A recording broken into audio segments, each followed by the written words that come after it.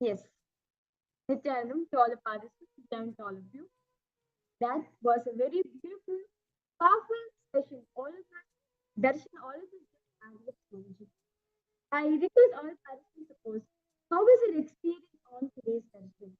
As in today's darshan, Swamiji took the kid Jadakanti behaved in a process for all of us, where Swamiji disconnected, unstitched the knot between your consciousness and your patterns. So I request all participants to post how was today's darshan for all of you. I know it is a very intense and powerful darshan. Such an amazing darshan today because all participants to post their experience on today's darshan.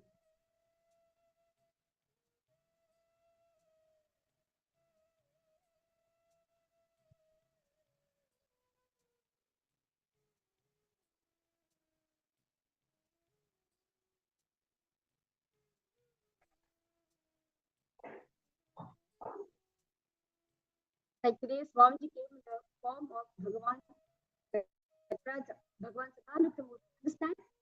He symbolizes Mukti, where just start. Do not wait for others. Like a Swamiji started his whole mission without any perfectionism. Of course, Swamiji is embodying perfectionism, but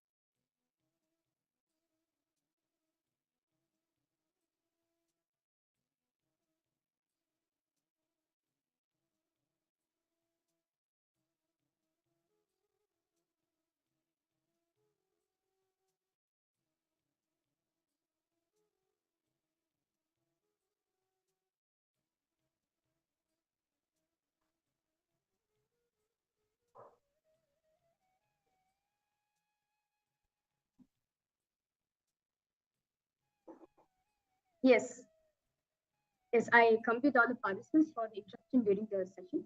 So, so understand in today's process, Swamiji, see, understand very beautifully all of us learn that only when consciousness is there, you are able to perceive everything around you. Only when consciousness is there, patterns are even being empowered. Understand that if you're having patterns in your life, you're having some income sufferings in your life, it is alive, it is empowered because you're having consciousness. With the consciousness, it's just your body is dead. For example, as very beautifully Swamiji gave, you have addiction to smoking or alcohol, but you're dead. Will the addiction even be there on you? No.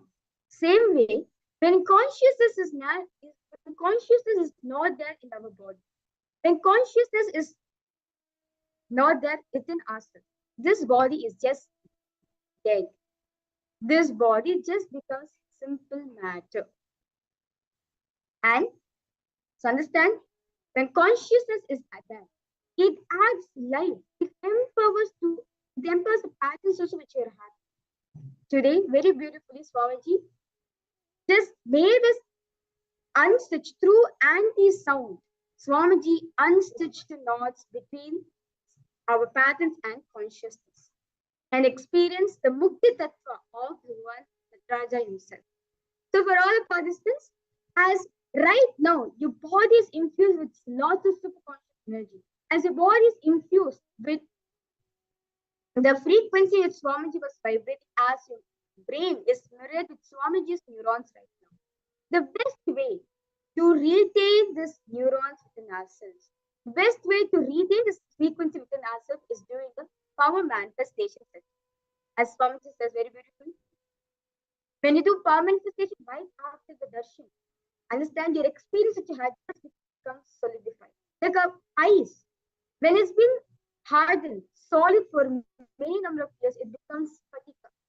Same way, the experience is always just had the darshan. If you want to become a solid experience for you, a solid energy, a solid frequency in you, do power manifestation. As power manifestation helps you to solidify this experience in you. So, for all the participants, in this round, we are going to be interacting with the water element. For all the participants, because all of you too, you are going to be moving an object as per your will in a water. So you'll be connecting the water element as throughout the whole, all the participants, all of you are playing with the Panchabhutas, where all of you are manifesting power with the Panchabhutas. In this round, we'll be playing with the water element, which is there inside of us, and the water element of the cosmos. So, because all participants take few minutes, please gather a cup of water and place it in front of you. Make sure you drop any object that floats on it. For example, you can place a rice, or you can put something which is lightweight that floats on the object. So, because all participants take few minutes and gather your items for the power manifestation.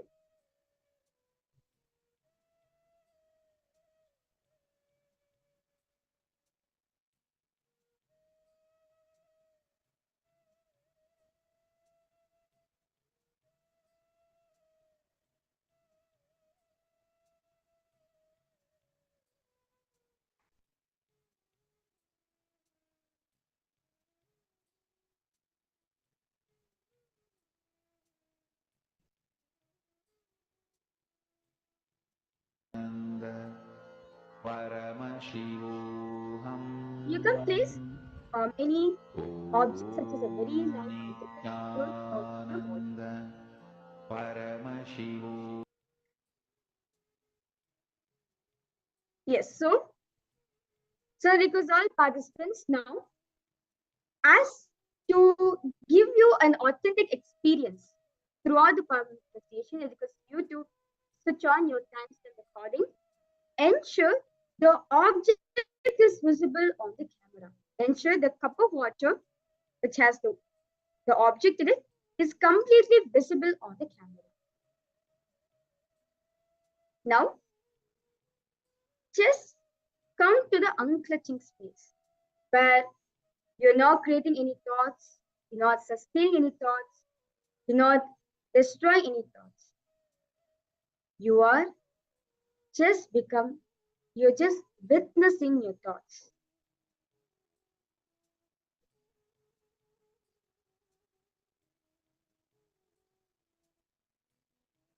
Go back to it. Just close your eyes. Visualize Swamiji in your inner space.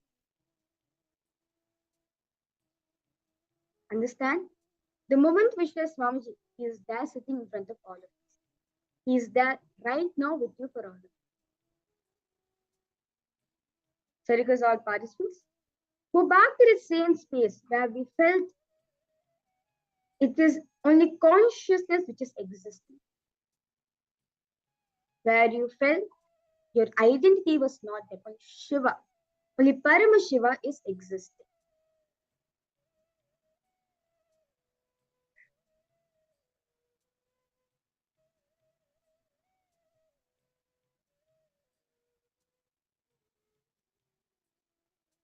Slowly, start chanting Mahavakya along with Swamiji. Let your whole body vibrate with the frequency of the Mahavakya.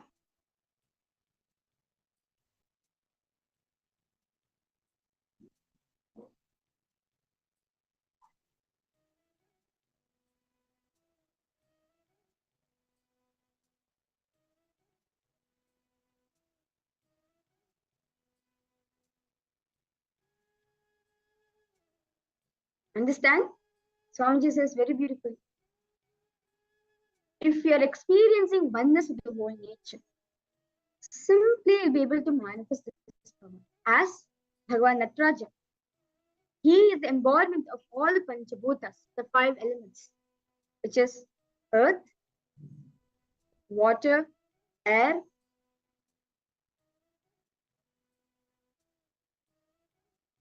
space, and fire.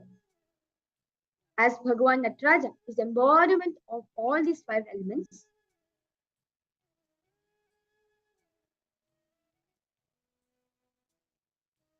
connect to Swamiji. As today, all of us just receive this darshan from Swamiji as Bhagavan Nataraja. Connect to him.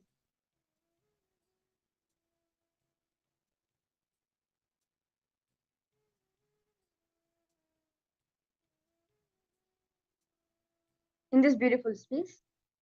Now use your will, persistence. Use your will. Command the object to move in the direction of your choice. Command. For example, if you want the object to move on your right or on your left, use your oneness connection with Swamiji, that only he is existing. There's no such thing as Dvaita or Advaita, only Paramadvaita, only pure Paramadvaita, but only he is existing. From that space, command the object to move. You see, simply the object will move, because understand everything is made up of consciousness. Simply the object will listen to you.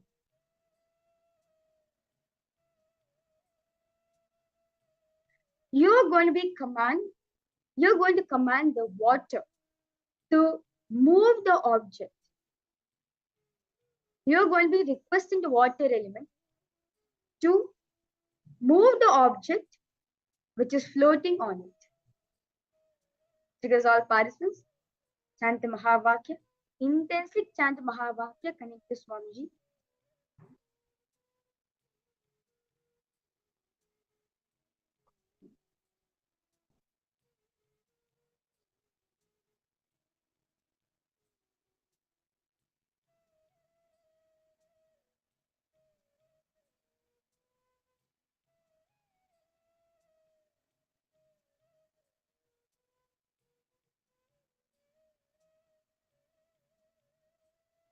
Paramashivoham Om Nithyananda Paramashivoham Om Nithyananda Paramashivoham. Yes. So, for all the participants, as we continue doing the power manifestation, let us listen to how Swamiji manifested the water. How did Swamiji play with the water? Let us now listen to one of the Leelas which has happened in Swamiji's own life. So, this Leela of Swamiji happened in the year of 2016. And at the time, the whole campus, the whole Adi KAILASA campus, was experiencing a severe loss of water. And the construction team, which is responsible for hosting for the whole program for the participants for the starting program, so they were saying to Swamiji, Swamiji, there's lots of water in the campus. We need to make more borewell, paint it to underground water for infrastructure of water, as the whole area, not just Adi KAILASA, the whole area, the whole area where Swami, the whole area where the whole Ramanagar area where our campus was, the Adi KAILASA Adinam was, there was less water. There was shortage of water for all the people who were living there. And this they say to Swamiji. And Swamiji just said, all right. Okay, tell me now which place you want to bore with. And Swamiji said, no, Swamiji, you tell us where we need to put the bore with. We will see according to our choice. Okay, Swamiji said, all right, I'll tell. So Swamiji pointed to one area where there's a bit bushy, where it's a bit lots of bushes were there. So then the construction people like, no, Swamiji, bushes are there. It looks very nice, because one thing in Adi KAILASA is so much of green. understand this one each and spiritual every single powerful nature, cognition, each and every single thing. Adi Kailasa is chants literally this a representative of Swamiji. Mahavagya. Even the trees, even the breeze which is there in Adi Kailasa is literally Swamiji's own breathing. Everyone in the whole, not just the people, even the plants, the animals, everything has a very unique connection with Swamiji. So Swamiji is like, Swamiji, so the construction team was saying, Swamiji, the plants are there, Swamiji. Can you show one more place? Swamiji is like, okay, you tell me the place where you want to dig the borewell, so that I can manifest water here. They're like, no, Swamiji, you tell us the place. Swamiji is like, you tell the place, I will manifest water. Wake up song So for actually, Paramashiva. during this Swamiji will actually Paramashiva to every day morning go manifest. for a morning walk. Understand? Even the very breeze of Adi Kailasa With gets this Swamiji's presence. one As Swamiji said, spiritual powerful cognition, the breeze comes, the chants breeze when this Swamiji is walking Mahavagya. comes and touches Swamiji's body and carries Swamiji's aroma. That's how sacred plants such as the sandalwood tree or many of the herbs started to come in Adi Kailasa just by Swamiji's own presence. So they gave a spot to Swamiji, and Swamiji said, Swamiji just did one. The water element, which is there inside of Swamiji, is in oneness with the water element also. Understand? Very beautifully Swamiji says. We are one with the cosmos. We are one with the nature. You are not separate with nature. Just because you've been brought to be separate from nature, you are not separate. Swamiji very beautifully did.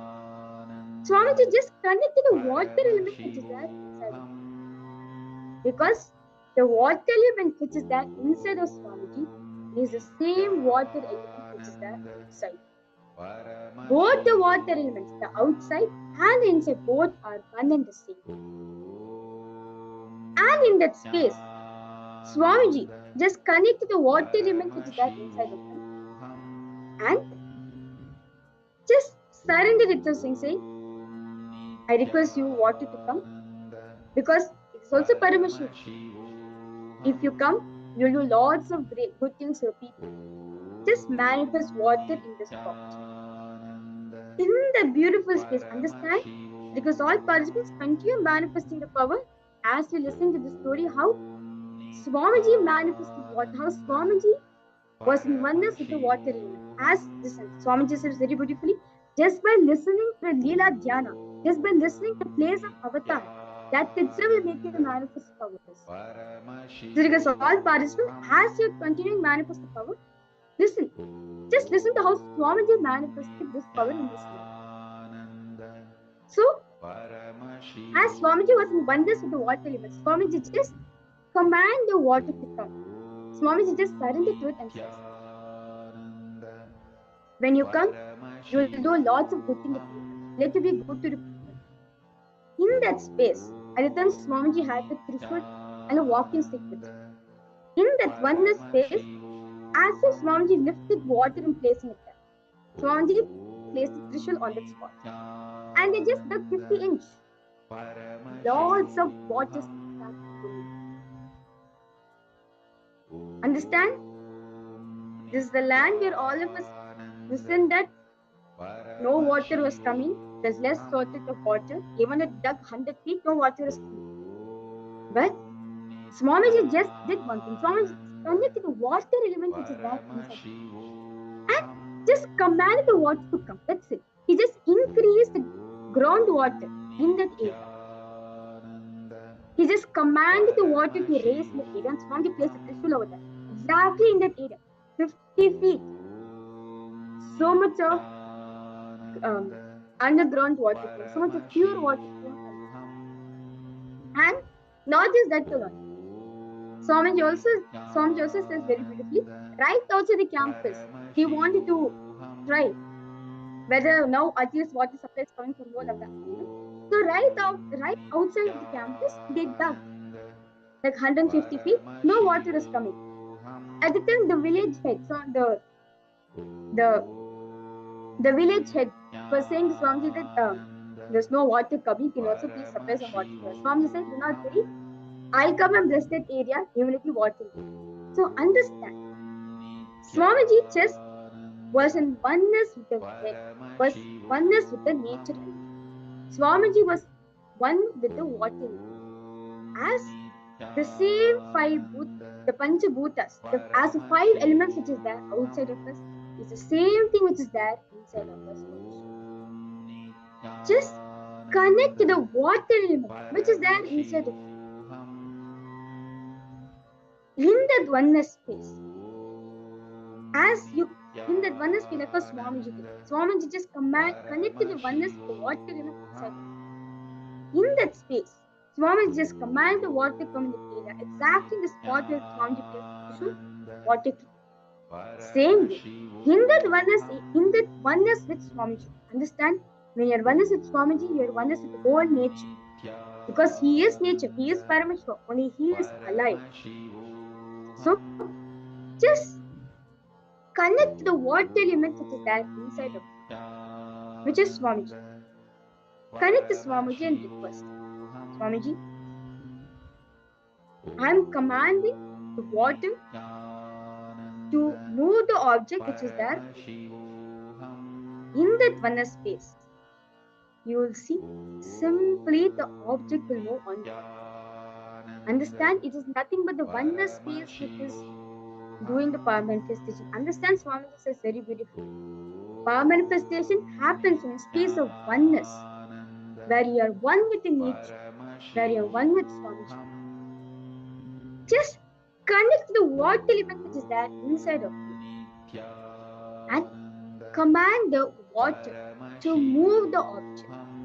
You see, simply as you're experiencing the oneness space of Swamiji, simply the object will move in water. Simply the object will move on the water. Nithyananda Paramashivoham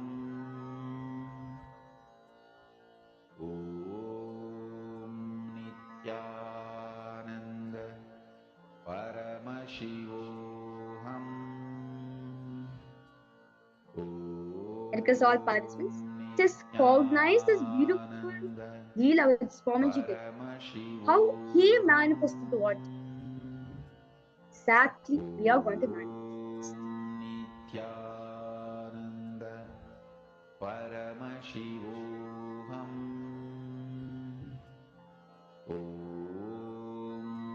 Nithyananda Paramashivoham Nithyananda Paramashivoham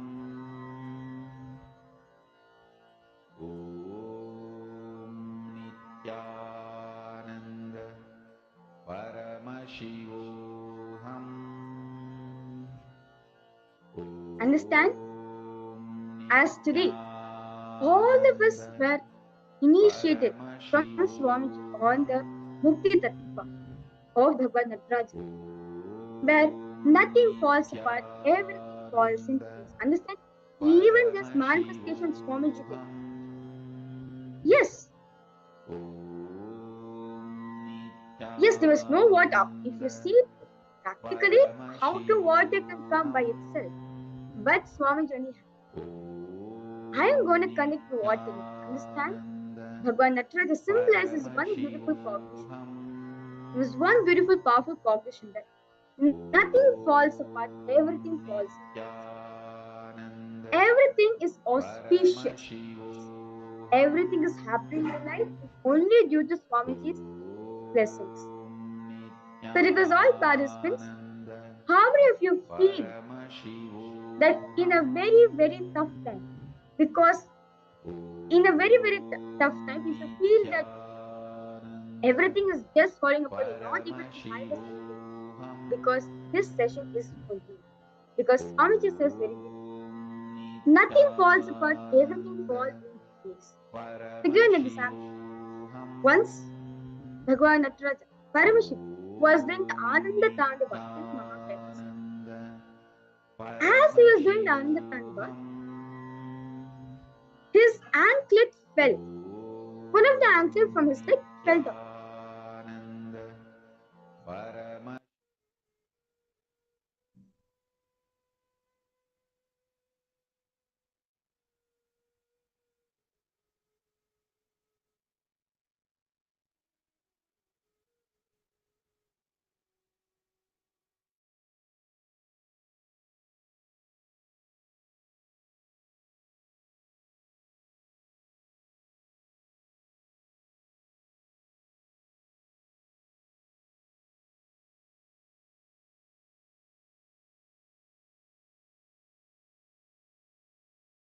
Next,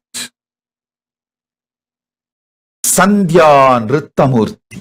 See, Sandhya means the day and night meeting, and destruction, pralaya, and creation meeting. For you to understand roughly, you can roughly understand as ice age. During every ice age, he dances the cosmic dance. That is called Sandhya Tandava. Listen. Whenever you feel everything in your life is falling apart, suddenly business is collapsing, wife is leaving, and kids are not listening to you. It's almost like your whole life is going. What you think as your life is going, health is failing. Whenever you feel that pralaya is happening in you, meditate on the Sandhya Nrittamurti. Invoke him. Mahadeva, you are doing your Sandhya Nritya in my life. Just show me you are doing the Sandhya Nritya. That's enough. He will simply manifest auspiciousness in you. Listen. He just wants you to know he is doing Sandhya Tandava in your life. If you recognize it, you will say, all right, come on. Now, it is time. Let's start the creation. Let the new yuga start. Let the new universe manifest. Let the new life manifest. If you want new life to manifest in you, connect with Sandhya Tandava Murti. Nritta means Tandava. Sandhya Nritta Murti.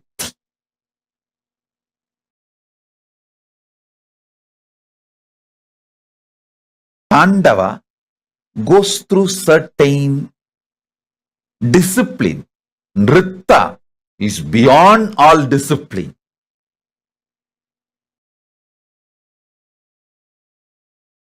So, if you feel things are falling apart in your life, connect with Sandhya Nritta Murti. Mahadeva, Paramashiva, I know you are doing Sandhya Nritta in me. Just reveal that you are doing Sandhya Nritta, so I'll be in peace. That's all. You will feel very shy. Hey, this fellow caught me. Now he knows my Leela. Okay, come on. All right. I'll create the new life for you. I'll manifest new life for you. Delusion will delude you as long as you have not recognized the delusion is deluding you.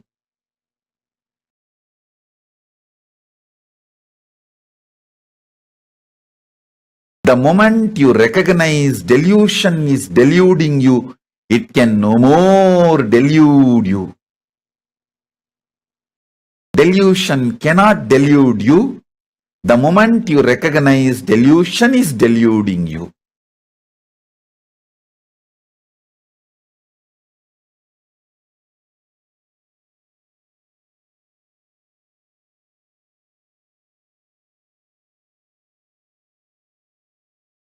Actually, even this Sandhya Nritta Murti we have in Seattle Temple.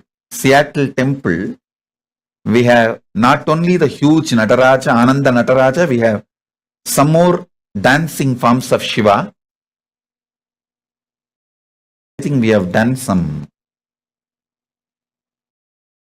that 108 dancing forms of Shiva, and sent to different temples few deities, few forms. So Seattle has Ananda Tandava, as in Chidambaram, and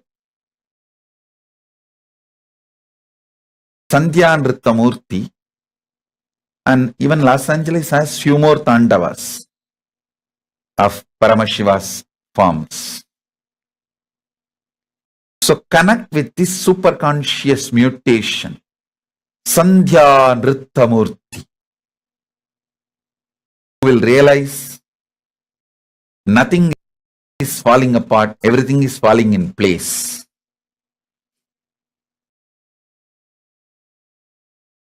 If you know Paramashiva, you will know everything falls in place. If you don't know Paramashiva, you may be deluded thinking everything is falling apart.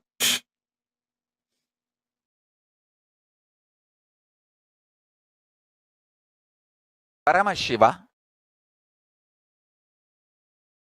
does the 5 actions: creation, manifestation, srishti,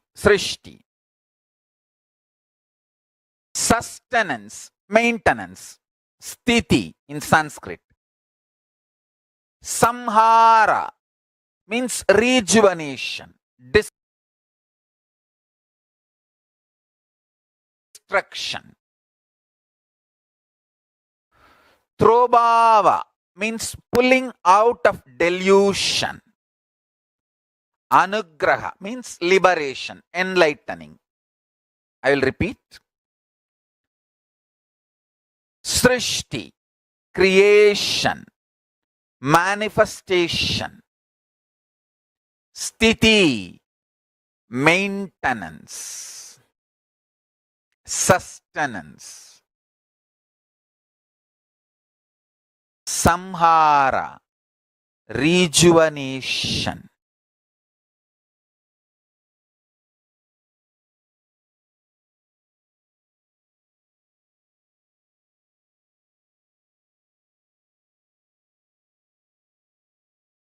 throbhava, pulling out of delusion, anugraha, liberating, enlightening. So understand few things.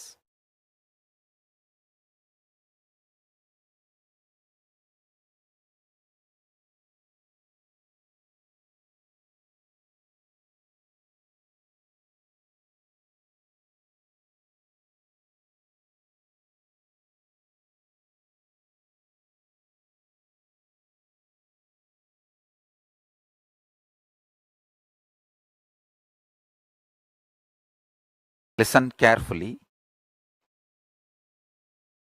Paramashiva does this 5 action: creation, maintenance, rejuvenation, pulling out of delusion, and liberation. Not only he sits in the cosmos and does all these 5 action, he sits in you also and does all these 5 action constantly in your life.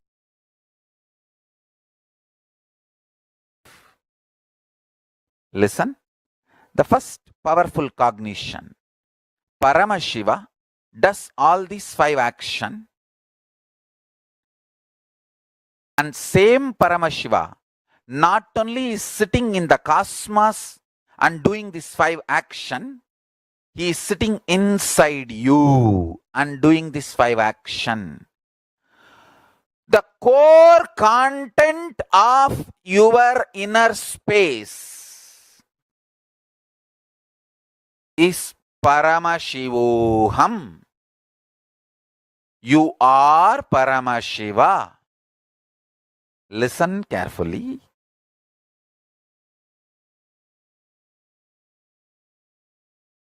This truth, you are Paramashiva, is the ultimate truth. Your day-to-day life facts may not immediately match the truth. But if you just sit and start digesting this truth, you will see the day-to-day facts and the ultimate truth both matches.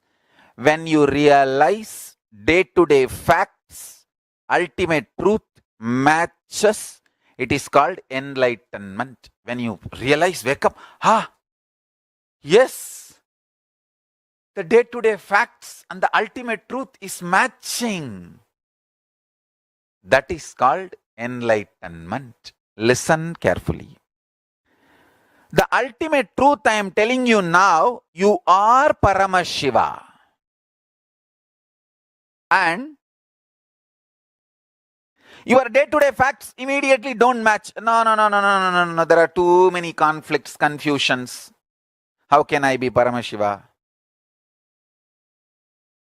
But if you sit and understand, if you bring love in your life, love, deep love for everything happening,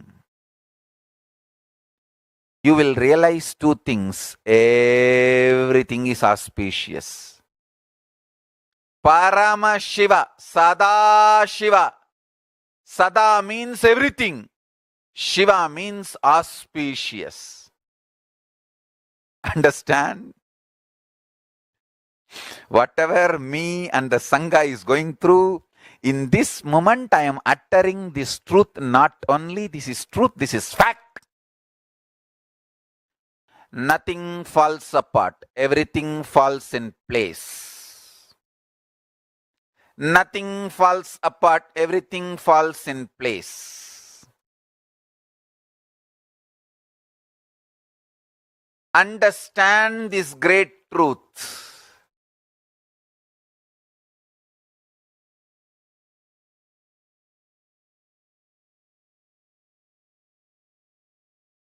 Have tremendous sympathy, love, compassion for life. It is the atmosphere, ecosystem of love, compassion, sympathy. That is the atmosphere where these higher realities are realized, manifested.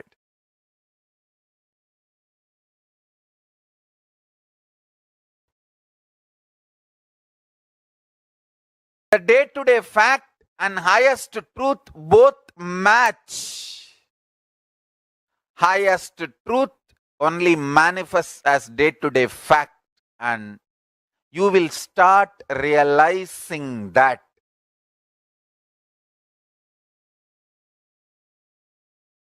And you will also know how to manifest the day-to-day life as you want.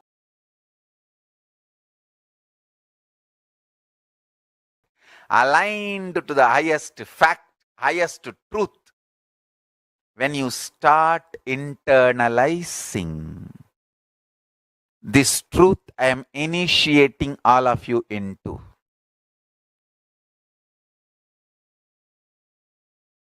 Waiting to get hurt or waiting to feel blessed. Are we interested in waiting to get hurt by life for every small thing, or waiting to feel blessed for every small thing happening around us? That's it. I can tell you very clearly.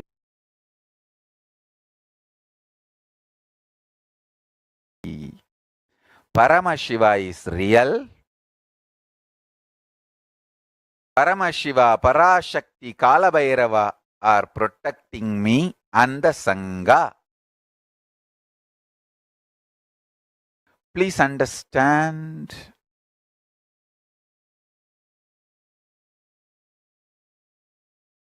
I can give you the same assurance, commitment, protection through this initiation. As much as you can start living these powerful cognitions, don't worry, you are not expected to be 100% perfect. You are only expected to be total as much as you can. Be total as much as you can. No need to be perfect. No need to worry about perfection. Start with your totality. More and more strength will start happening. Understand? You have 14-inch biceps and you see somebody having 24-inch biceps and you feel, oh, when will I build 24-inch biceps and triceps? Impossible, forget about it. No, then life doesn't work in that way. From 14, you build 15. That 15 brings so much strength, so your weightlifting ability becomes double. That becomes 16. That increases your weightlifting ability to triple. Then that brings 17, and that every inch muscle getting added adds strength and your ability to lift, and then you build. Finally, you achieve what needs to be achieved. Every time you win,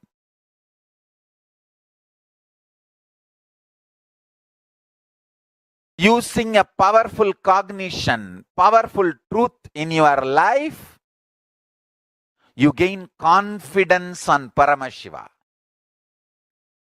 That confidence gives you the ability to build more powerful cognitions. More powerful cognitions brings more confidence on life and enlightenment. Paramashiva, Kalabhairava, and that gives more confidence and more powerful cognitions.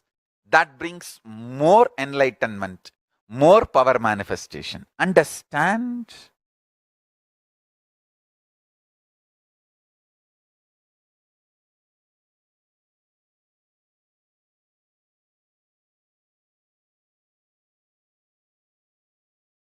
Somebody goes to God and asks, God, bless me.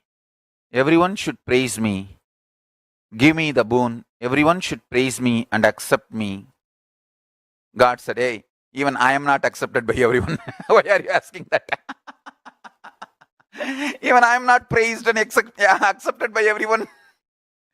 Don't ask for that. Life will ever be one side people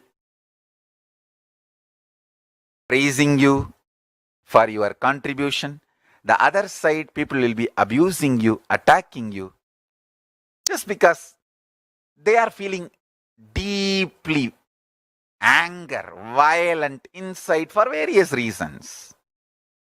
You need to know, are you going to hurt yourself because they are vomiting their pain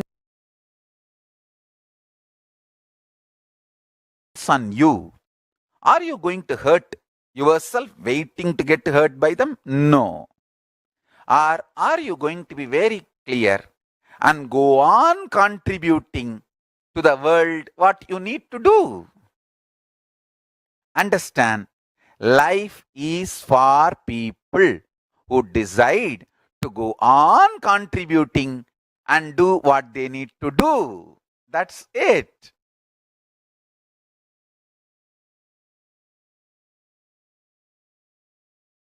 I wanted you to know, at any situation in the life, truth is the most powerful strategy for life. The truth is you are Paramashiva.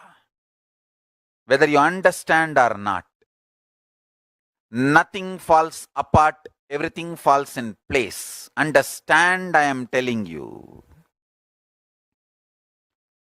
With all this so much attack, I am surviving, thriving, not just surviving, thriving is just because Paramashiva is protecting me. Kalabhairava is protecting me. Conclusions you arrive cannot affect your conviction you are the ultimate. Whenever you feel there is a ghost, just stare into it, it will disappear because it is nothing but your own projection. If you stare, you will understand there is nothing there, it is my projection from here. It will just settle down into your inner space. You will not see any of your projection. Only when you are in a bipolar mood, Half of you is seen and half of you is seer. If you stare and come to awareness, whole of you becomes seer. If whole of you becomes seer, you are a Brahmana, Parpan. If whole of you is Parpan, you are a Parpanan. If half of you is seen and half of you is seer, you are a Chandala, bipolar. If whole of you becomes seer, you are a Brahmana. In day to day, whether you are successful or failure, you manifest power or you manifest powerlessness, these are all conclusions you arrive that cannot affect your conviction, you are Sadashiva. The conviction Sadashiva cannot be shaken. You are the Para, the ultimate. Mahasadashiva, Brahmins call Parabrahma, Vaishnavites call Paramapatam, Shaivites call Parashiva, Shaktas call Parashakti. Para, the space of Para, you are that, the independent, intelligent, active, inspired, charged up, passionate embodiment of Ananta Kalyana Gunas, all the auspiciousness.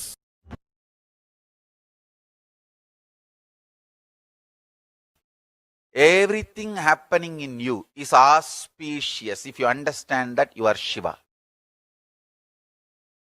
Inside you, outside you, everything happening is auspicious. I tell you, once you are initiated,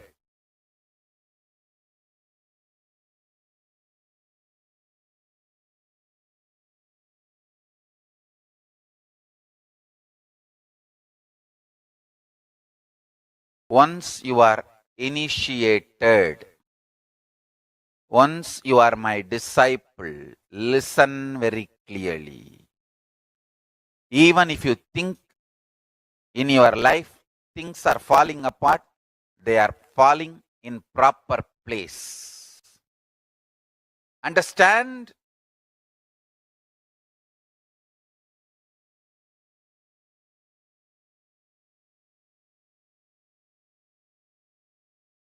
Nothing is falling apart. They are all falling in place.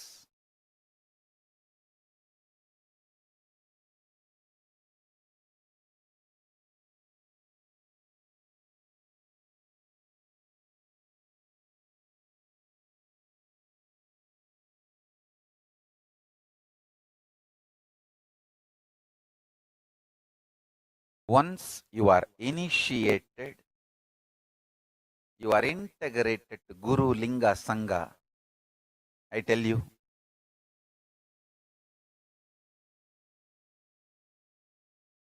nothing falls apart. You may, even if you think things are falling apart in your life, they all fall in place. Understand that.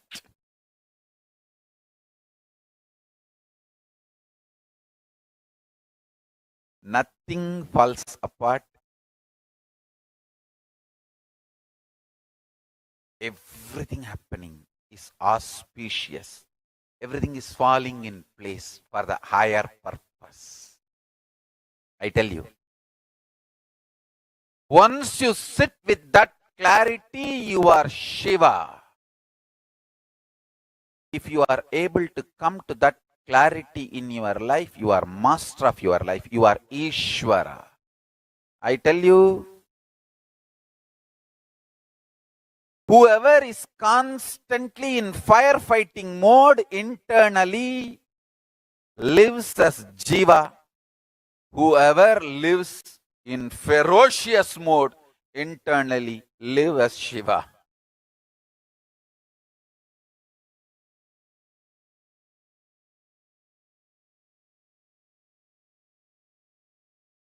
Listen, please listen. Whatever is happening is auspicious. Things are not falling apart in your life, they are falling in place in your life for your higher purpose. Listen carefully.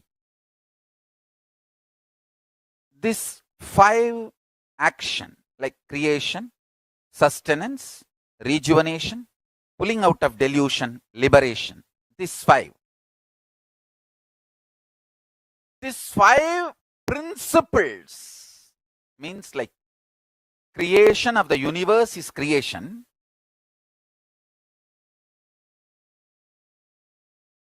Permutation combination of this 5 into 5, 25, is happening constantly in you.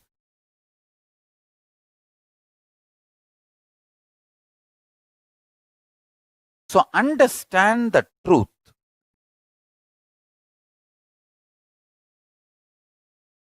Everything happening in your life is auspiciousness.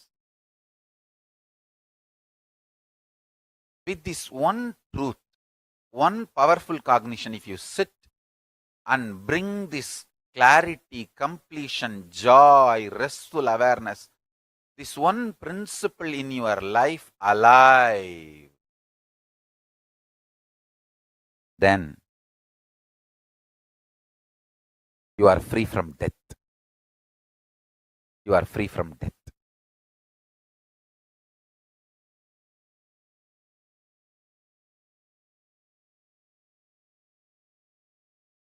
I can give you thousands of sacred secrets about death.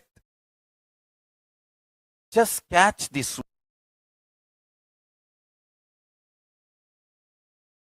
one truth. Everything happening in you is this 25 activities happening in your life, internally, externally. So be very clear. If you are suddenly having lottery, wealth is getting manifested.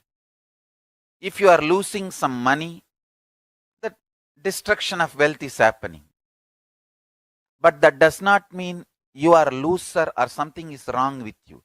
You are Paramashiva. Things are not falling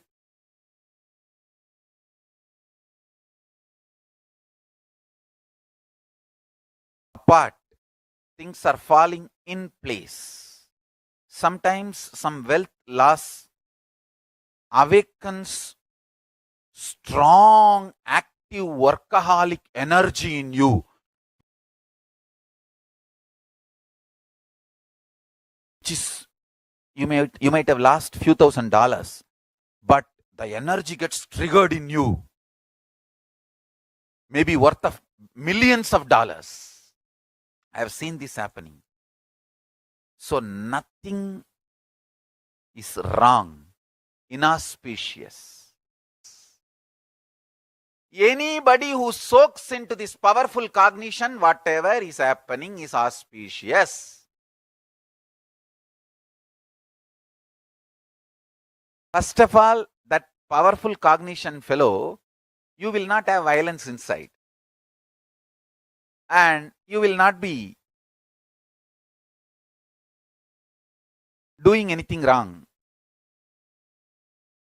You will be living as Paramashiva. When somebody tries to attack you, they only create karma. It's not that you have some karma, because of that they are coming near. No, they create karma for themselves. You live in a pure Paramashiva space.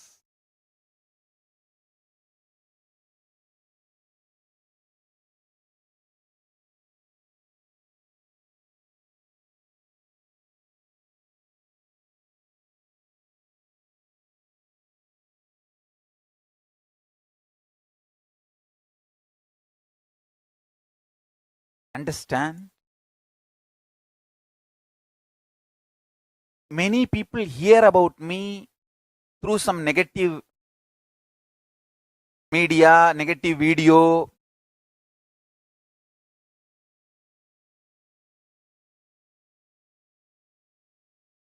negative troll video, or video making fun and all that. They hear about me through that. But when they start searching, seeking, Googling, trying to find out what it is, what is the truth, they just get simply hooked, connected. And wow, they feel what a treasure I discovered, because I have done so much of positive contribution, understand? I have given literally so much life solutions, so much of good things, auspiciousness. See, I tell you, when you are integrate to your guru, the powerful cognitions they manifest, it may be very simple word, but it will just open your Kundalini and make it into reality. Now, I am telling you about the most powerful sacred secret of death. 5 into 5 means creation, sustenance, rejuvenation, pulling out of delusion, liberation. This 5 into 5, these 25 principles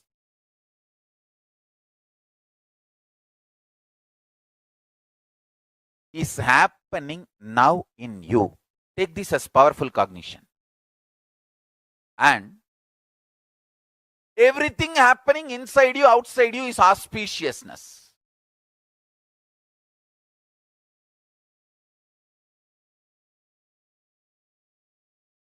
This powerful cognition will make you intelligent, strategic, brilliant, powerful. It will not make you lazy, tired, bored, powerless. No, understand that. It will bring so much healing and energy, especially when you are my disciple. When you are initiated by me, integrated to me, understand? It just manifests in you like initiation. Listen carefully. Understand, sometime you may say, oh, Swamiji, the universe does not make sense to me. It does not need to make sense to you. It is not obligated to make sense to you. You are obligated to make sense to Paramashiva. Understand, you deciding to make yourself sensible to Paramashiva is surrender to Paramashiva.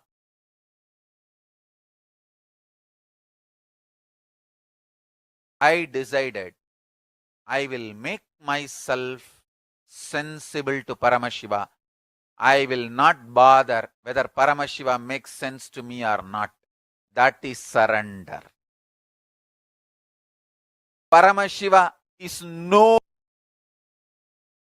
way bound to make sense to me. Universe is not obligated to make sense to me. I am only obligated to make sense to universe. I am obligated to make sense to Paramashiva. My behavior, my lifestyle, my thought currents, me, I am supposed to make myself sensible to Paramashiva. Paramashiva is no way obligated to make himself sensible to me. When I decided this, Paramashiva started manifesting in me. This is I am revealing the most internal, deepest sacred secret. Decide. Life, Paramashiva, universe, Jiva, Ishvara, Jagat. The Jiva means the individual existence, soul, Atma of me. Ishvara means the cosmic soul. Jagat is cosmos. These three put together is Paramashiva. All this is not at all obligated to make sense. sense to me. I am only obligated to make sense to Paramashiva. That is surrender. When I decided that, suddenly I saw everything started making sense to me and he started manifesting through me. I became insider. Understand? As long as you think world, universe should make sense to you, you will be an outsider. When you decide universe is no way, Paramashiva is no way obligated to make sense to you, you are only obligated to make sense to Paramashiva. You become insider. Paramashiva starts revealing all the truths to you and he makes so much sense to you. Understand? When Paramashiva starts making sense to you, you feel just with life. Wow, life is dharmic. Nothing is negative in the universe. Everything is auspicious.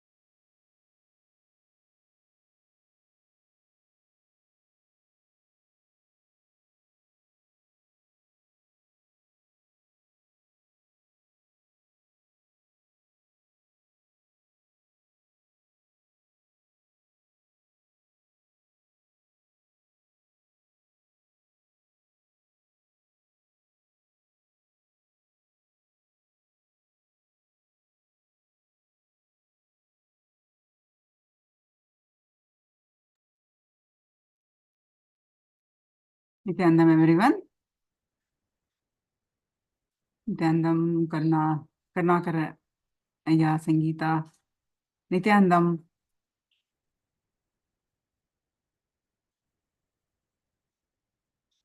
So we have been learning all day today about the Kundalini awakening.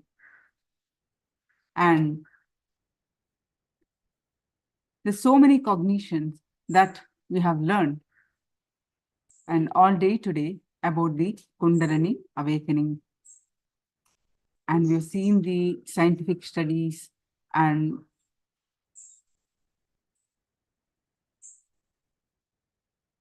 so various satsangs and the powerful cognitions that we have learned about the Kundalini Shakti.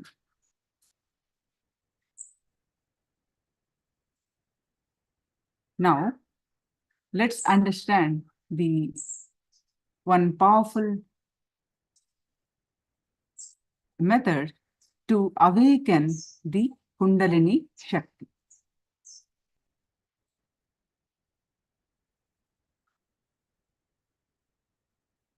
Which is called N-kriya.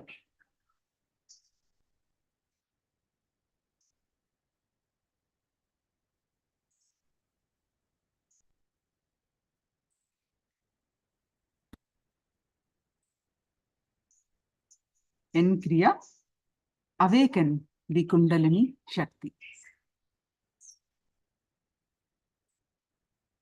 So, N-kriya, how does it work? How does it increases the Kundalini Shakti? I request Karnakaya and all others to be on camera and to do this kriya.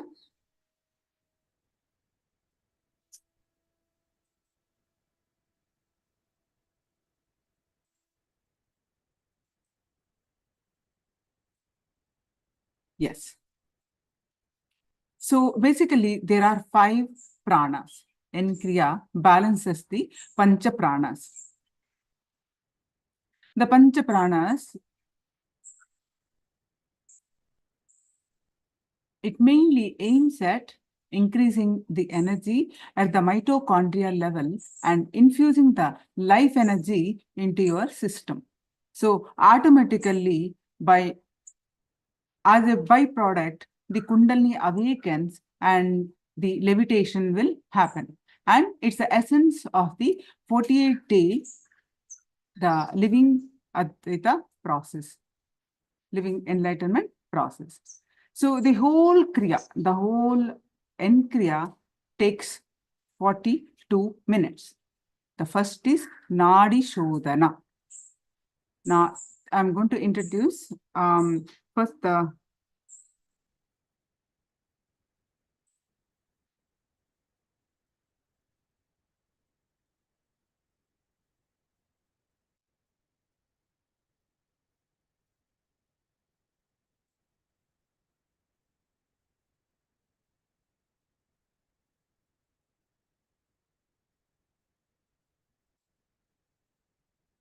one moment, please.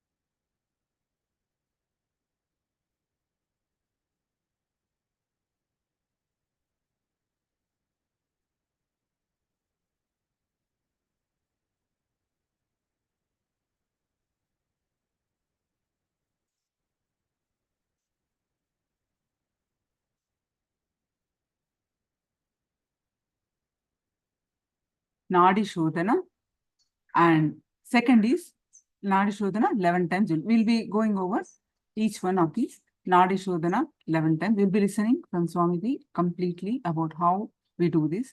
And Bastrika 21 times. Third step is Pranayama, then Sambhavi Mudra, then Sambe Mudra 21 times, and humming energies 7 minutes, and Shakti Dharana 7 times.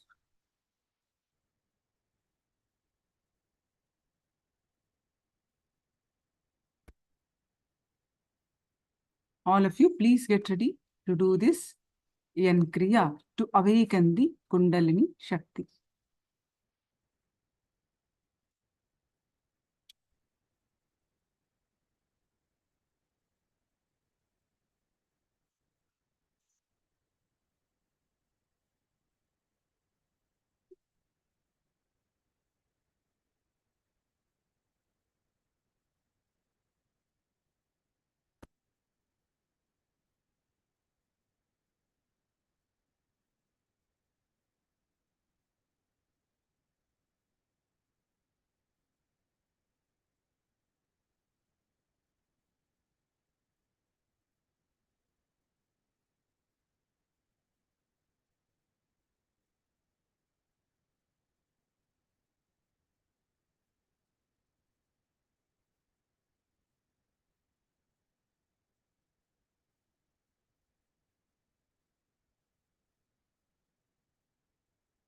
And 36 cities.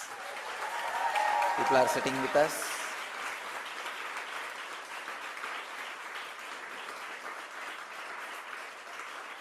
It is just increasing. The counter is increasing. In 536 cities all over the world, people are now sitting with us. I welcome all of you for being here and now.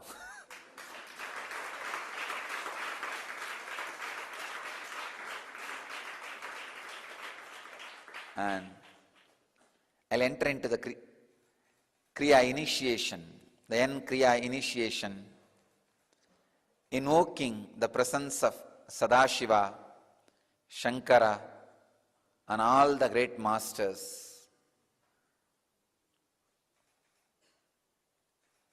This whole N-kriya is the gift given to the world by Natha Sampradaya, Maschendranatha and Goraknatha, the Natha Sampradaya, through me. I bow down to all those great masters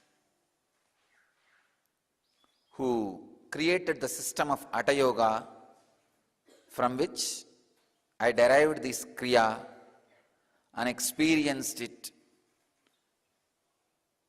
and I offer my humble respects at their feet and request their presence here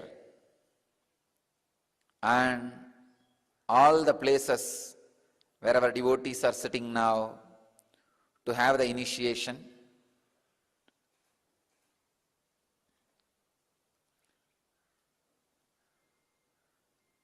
It is they who are offering this to the world through me.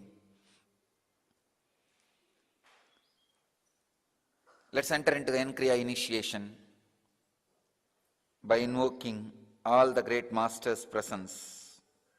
Patanjali, Maschendranatha, Goraknatha,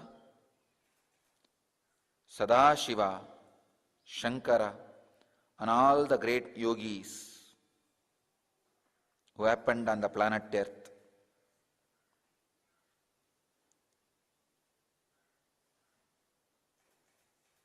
Mahavatar Baba and all the Siddhas who happened on the planet Earth. Vasishtadi, Sabda Rishis. I invoke all their presence. I humbly bow down to their presence.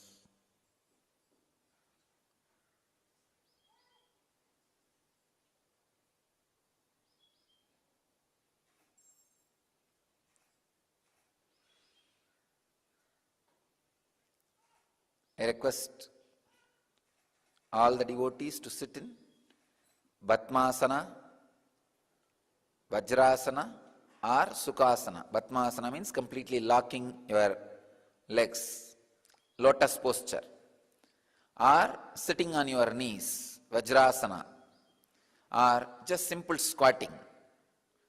And keep your hands in Samana Mudra. Please understand, Samana Mudra means the right thumb up and left thumb below.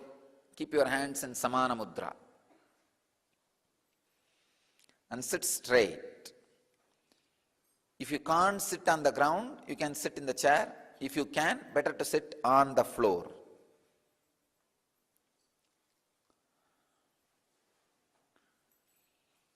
I wanted all of you to know this N-kriya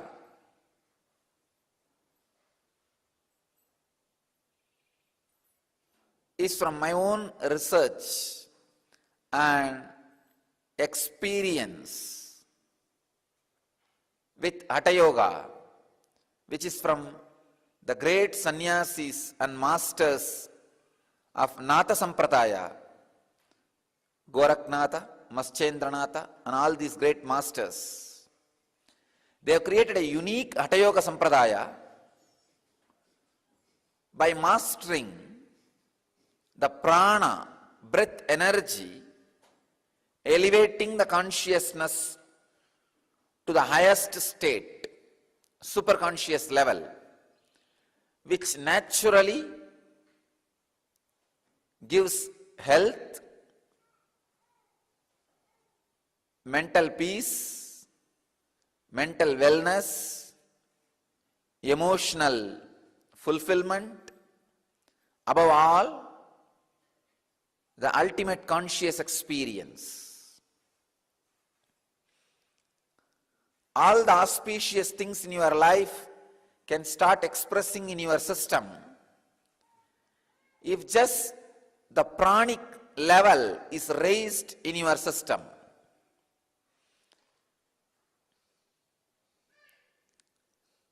Innumerable positive side effects can happen in your system through this N-kriya. First, I studied thoroughly, experimented on my own body, and shared it with the small group of seekers in Living Enlightenment Process 48-day program, and then opened it to the public through Inner Awakening program, and then did a scientific research which has proved the power of this kriya. The mitochondria energy level increases 1300%, 13 times.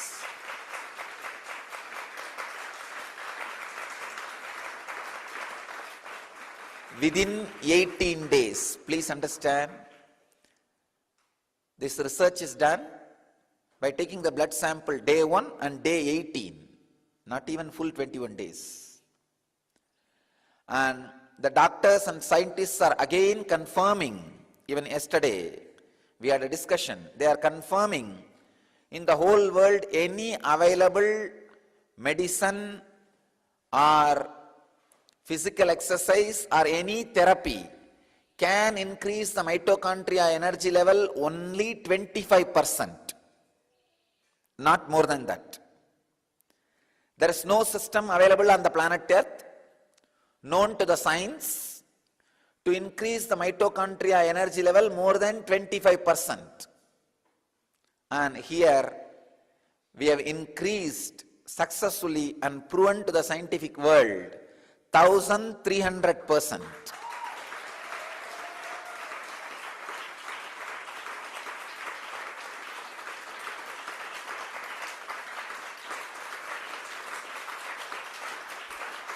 And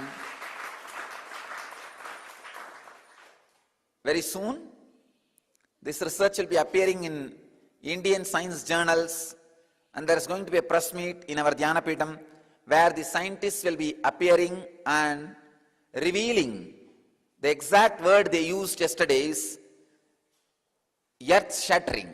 This whole research and the discovery is ground shattering. They said, this is groundbreaking research, Swamiji, earth shattering. And please understand,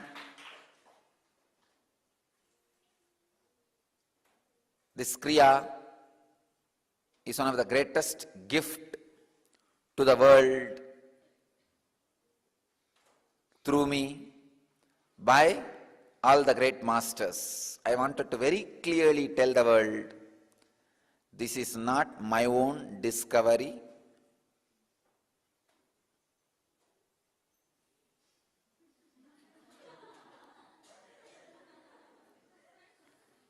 I am not claiming it has happened in me. It's a gift from all the great traditional masters of Vedic tradition. I wanted to make it very clear. I did only one thing. I experimented with it in my own system and systematized to create the maximum benefit without any negative side effect to all the human beings of the modern day, and shared that with the group of people in controlled conditions and opened it to the public in a very safe ambience and experimented with this step by step, and finally did scientific validation and presenting it to all of you. Only this part is my contribution. Other than that, the basic science, the original truth itself is from the great masters of the Vedic tradition, mainly the great Hatayogis of Natha Sampradaya, Maschendranatha and Goraknatha and great masters. And I should not forget to acknowledge and pay respects to Swami Satyananda Saraswati for the English terms, the technical terms which I am going to use now.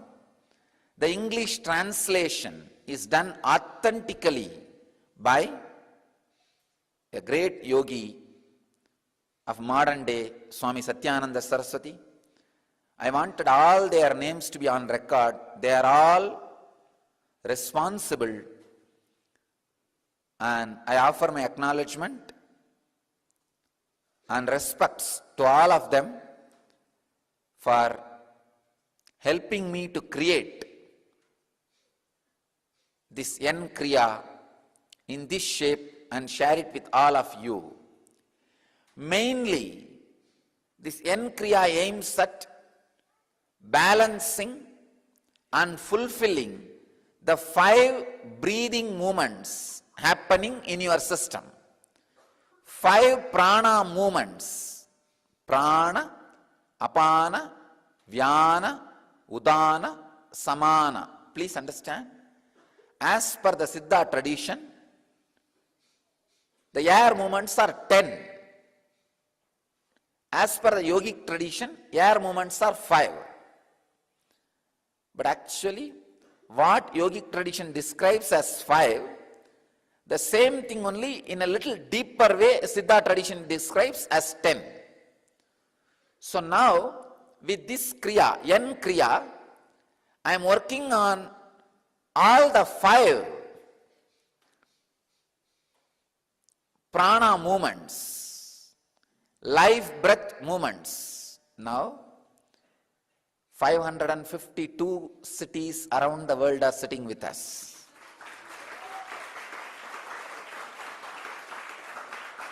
It is increasing, increasing, increasing.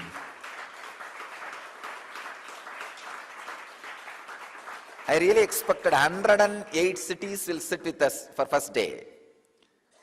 Now 552 are sitting.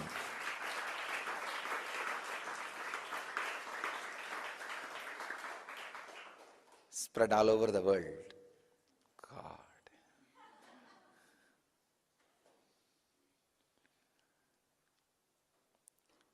let me give you the exact process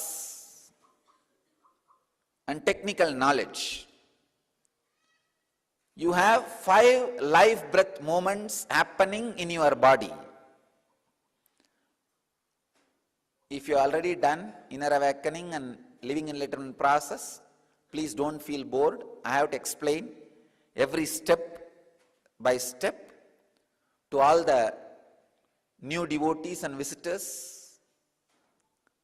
So please have patience. But of course, you have a chance to listen once more the basic truths. Prana, air going in. Second movement, air staying in your system. Third movement, from the air, life energy being separated and that being spread all over your body. That is what is called samanaha. Please understand. Samana means the life energy, prana, being separated from the air, the breath, and that life energy, the highest vibration, being spread all over the body, all over the system. Body is also a small word. System is the right word because it penetrates your muscle memory, mind, brain, all parts of you. So,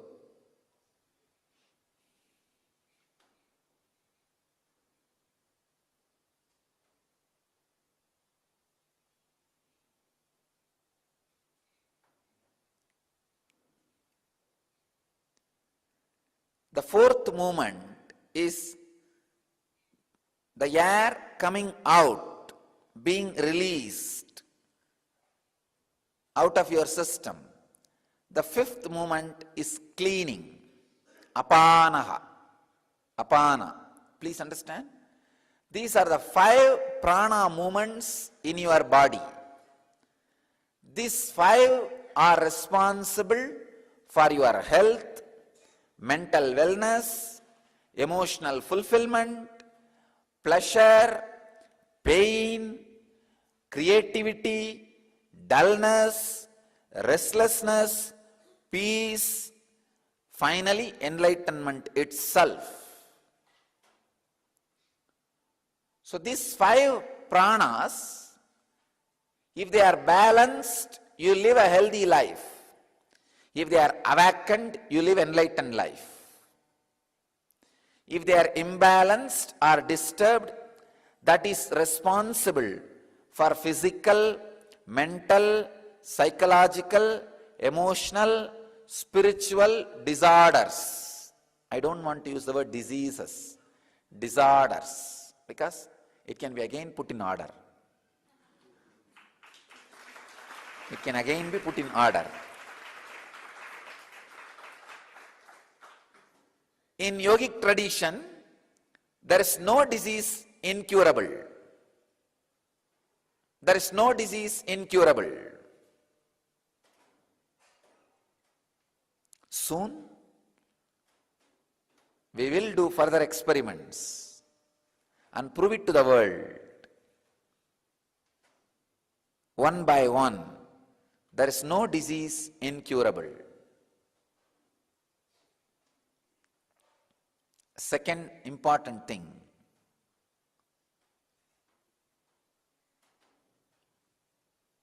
in the yogic system, not having disease alone is not enough.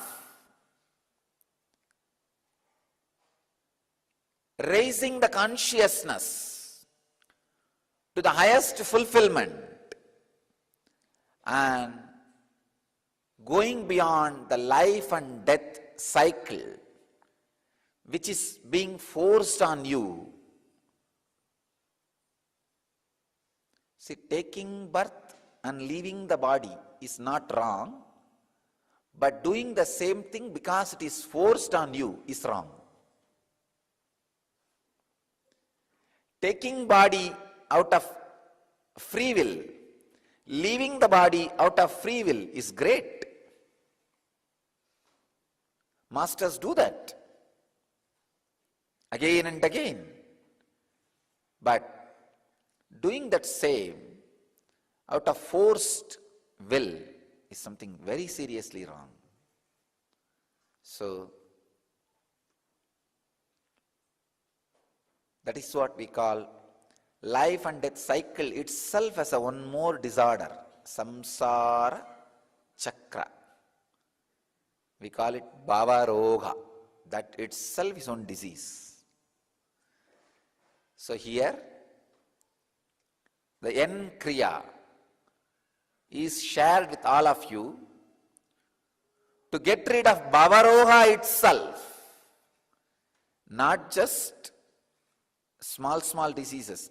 The small diseases getting healed will be a one effect, but getting rid of bhava roga itself will happen through this N-kriya.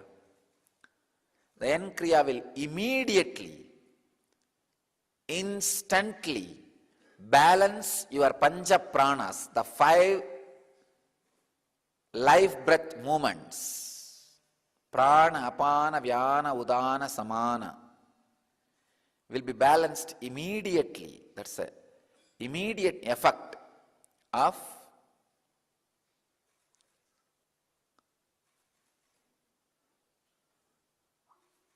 this N-kriya, and naturally that will lead to physical health and mental wellness, emotional fulfillment, awakening of the non-mechanical parts of the brain, creativity, anti-aging, ultimately the spiritual enlightenment. Please understand. Again and again, the secret Kriya traditions, like Mahavatar Babaji's traditions, Siddha traditions, speak about anti-aging, Kaya Kalpa. First time, scientifically we proved through this Kriya, anti-aging is possible. Doctors were shocked. They say this is the first thing they are saying. The effect of this 1300% of the mitochondria level increasing, the first effect on the body will be anti-aging. The aging process will be stopped because this cell, mitochondria, dies very quickly, letting the body to age, degrade and die. But if this energy, mitochondria cells energy can be increased to that extreme level of 1300%, it is just unimaginable. It is just unimaginable. They are saying, Swamiji, it is a straight process for anti-aging. And I am waiting for more reports, and we will further expand the researches in a deeper way. Now the number says 571 cities.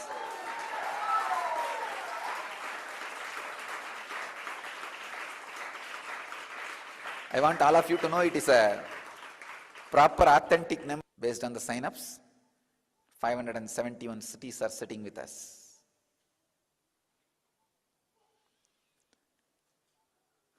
Around the world, thousands of viewers.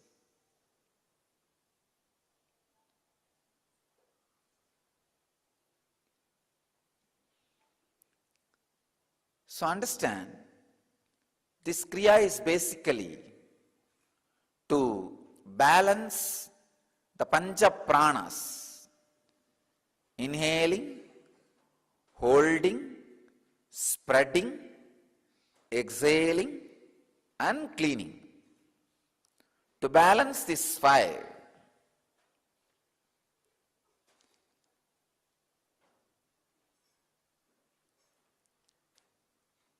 and this Kriya mainly aims at increasing the mitochondria energy level of your system and infusing life energy, samana, into your system.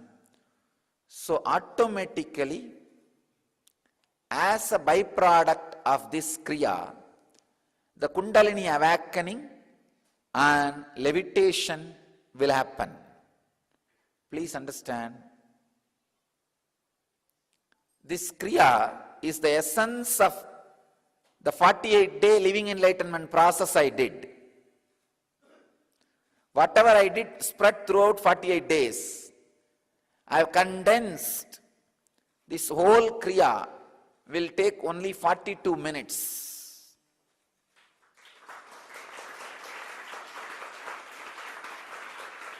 Doing it twice a day if you can, or once a day is enough. Please understand. If you want only the physical health and mental wellness and emotional fulfillment, doing this kriya once a day is enough. If you want to further explore the siddhis, like a teleporting and telepathy, all other clairvoyance experience, those extraordinary siddhis, I may recommend doing twice a day. If you can do thrice a day, I can assure straight away you will experience the enlightenment. Once a day itself will awaken your Kundalini and make you levitate. Please understand, even if you practice once a day, that will awaken your Kundalini and make you levitate. If you can do it twice a day, it will create deeper siddhis in your body, in your system. If you do thrice a day, it will naturally lead to enlightenment. Now I wanted to enter into the process.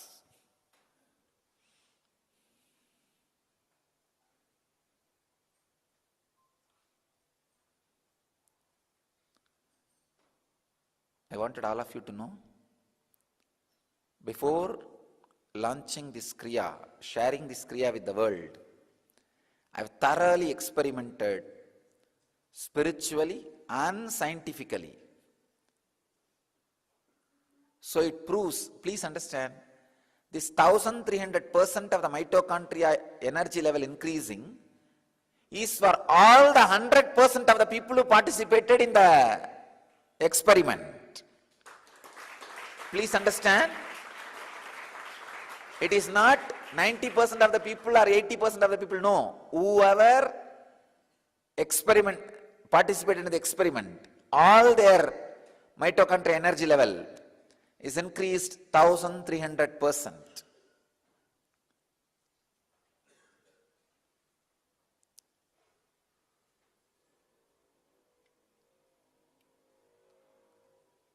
Let me describe step by step. This is basically a selection, collection and compilation of various pranayamas and mudras and postures. Pranayamas, mudras and postures. Posture means asana. So, I'll describe step by step. Now, first please listen to the instruction. Then I'll guide you. That time you can do it step by step, one by one. And I'll make this whole thing available in my own voice immediately in YouTube, so you can download and start practicing from today.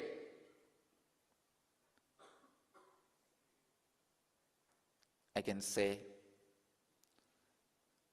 I offer this gift of N-kriya to the world with a deep gratitude to Sadashiva, Mahadeva, Maheshwara, who is our Adi Guru, first master, and Maschendranatha and Goraknatha, who are incarnations of Sadashiva, again came to planet Earth to revive this yogic tradition, and Mahavatar Babaji, who kept this kriya alive in the planet Earth. So please understand, you are hearing one of the greatest sacred secret. I can say, this is the right title I can give for this N-kriya. Sacred secret. Authentically experimented, experienced, verified and validated scientifically, and now being shared with you all, with the whole world. All the instructions for this kriya, N-kriya, and how to do, the whole thing will be made available in the internet and YouTube immediately today itself. So all of you can download and practice it every day.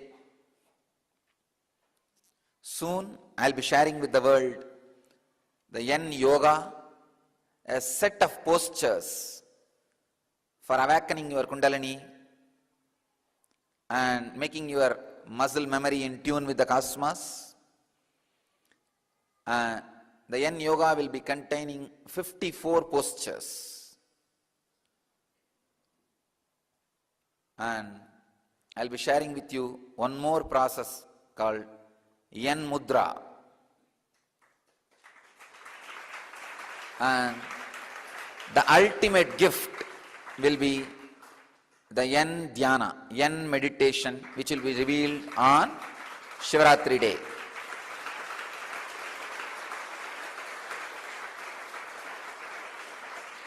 I bless you all.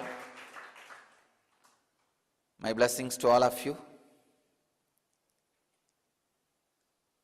My blessings, and I thank you all for being part of the greatest spiritual pilot study, an effect on the whole cosmos. You will see the an effect on you and the city where you sat and meditated, and on the whole cosmos visibly, instantly from now. My blessings. Of health, wealth, and auspicious things in the life, like a mental peace and spiritual enlightenment. On your city, it will be like reduction in the crime rate and natural calamities. And on the whole cosmos, it will be reduction in the crime rate, wars, war deaths, and natural calamities. I request all devotees, disciples, viewers to share your experience on Nithyananda.org homepage. I request all of you to share your experience and the happening of the N effect in you or in your city, whatever may be the experience, share with Nithyananda.org homepage. I bless you all. Let you all, I bless you all to achieve, experience, live, express, radiate, and share the eternal bliss, the effect, the eternal bliss, Nithyananda. Thank you.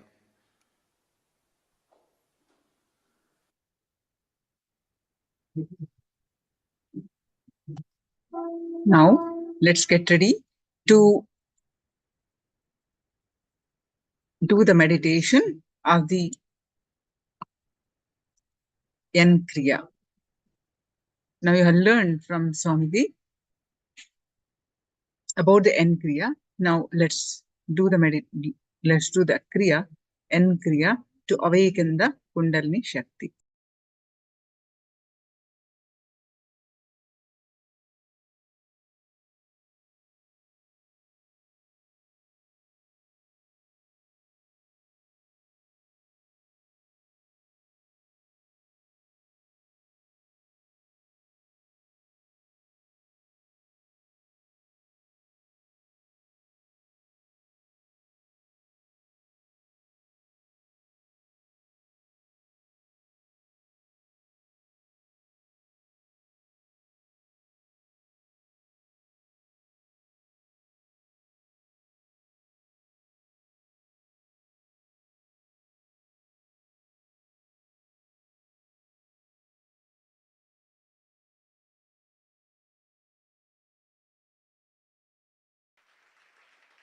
Thousands of people are sitting with us to you.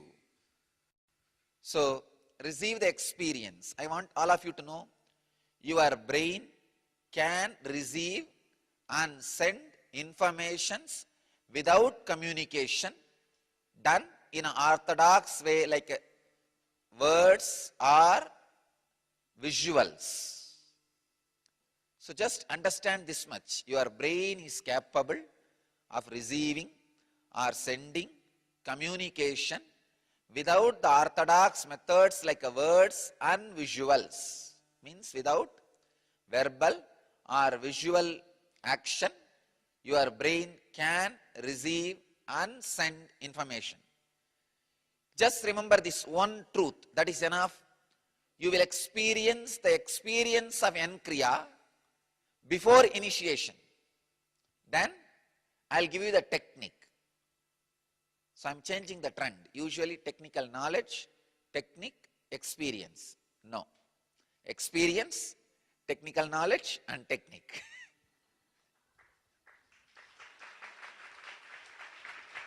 So I welcome all the people who are sitting with us. Perth, Australia. Blessings. Toronto, Vancouver, San Jose. Wow, Vancouver, huge crowd. LA, Seattle, Columbus, Adlingen, Germany, and London, Phoenix, Turkey, New Zealand. New Zealand 2 means New Zealand 2 cities. New Zealand itself. New York, Dallas, Singapore, Redondo Beach, California, Calgary, Temple City, California, Houston, Guadalupe, Juarez, Mexico, Jalisco, Mexico, Kuala Lumpur, Hyderabad, Pullman, Washington, Jammu, New Jersey, Slovakia, Slovakia 2, Bangalore, Patling, Jaya, Malaysia, Philadelphia, Mumbai, Sri Lanka, Atlanta.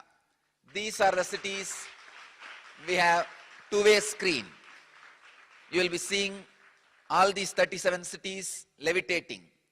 In all other 400 cities, I will be seeing them levitating.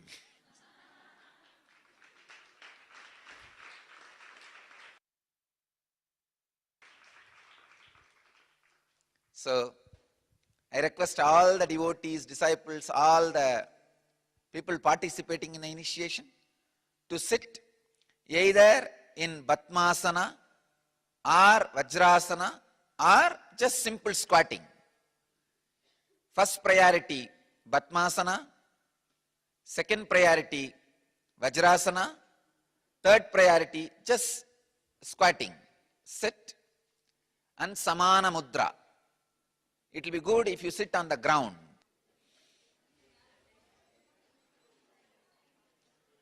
So,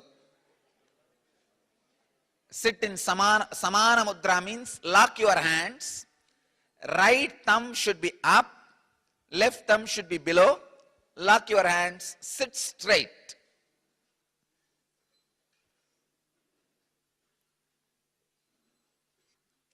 Sit straight.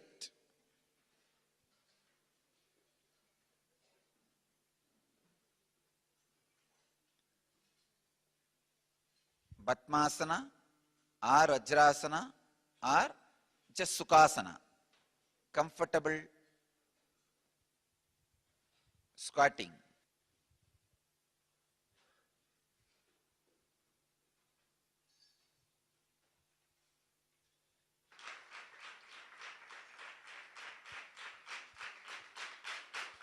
We'll start the initiation.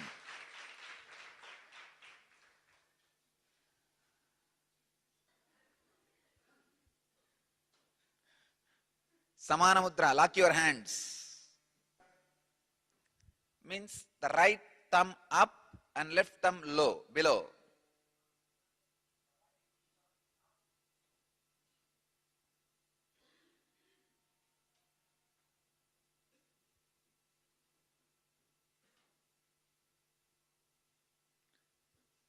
We'll start the initiation process. First step, I'll describe a simple, comfortable squatting,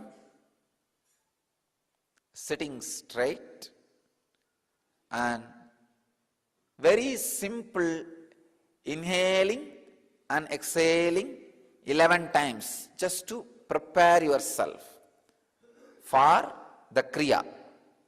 Please understand. Please listen now. No need to do it. I'll guide you. That time you can do. So, closing one side of the nostril with your thumb and inhaling. After you feel you are full, closing the other side and exhaling. You don't need to do it now. Just relax, listen, and do it. When we do the kriya, listen to the instruction. Close the right nostril with your thumb, right hand thumb. Inhale through left. Once you feel complete, close the left nostril with a middle finger and ring finger and exhale through the right nostril. Simple nadi shodhana. Nadi shodhana means just cleaning the nostrils, cleaning the basic nadis. Do this for 11 times. It may take maximum 1 minute. That's it, nothing else. Or 1.5 minutes, 90 seconds. Nothing more than that.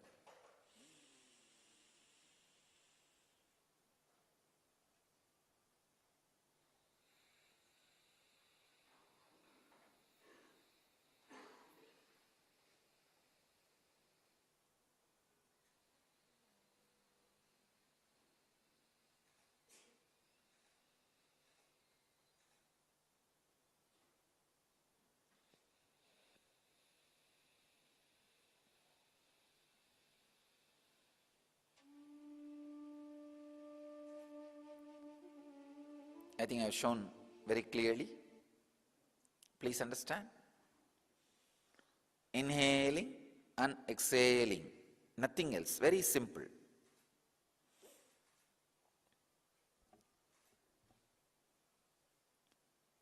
Actually, this is not kriya itself. It is a preparation for kriya.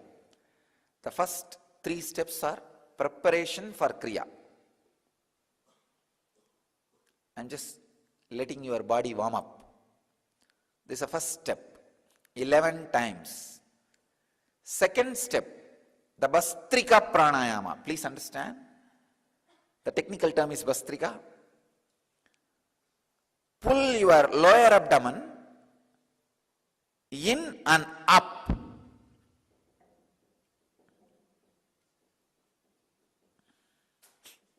Please understand. Don't lift your shoulder. Don't move the whole body. No. No. Just the lower abdomen should be pulled in and up.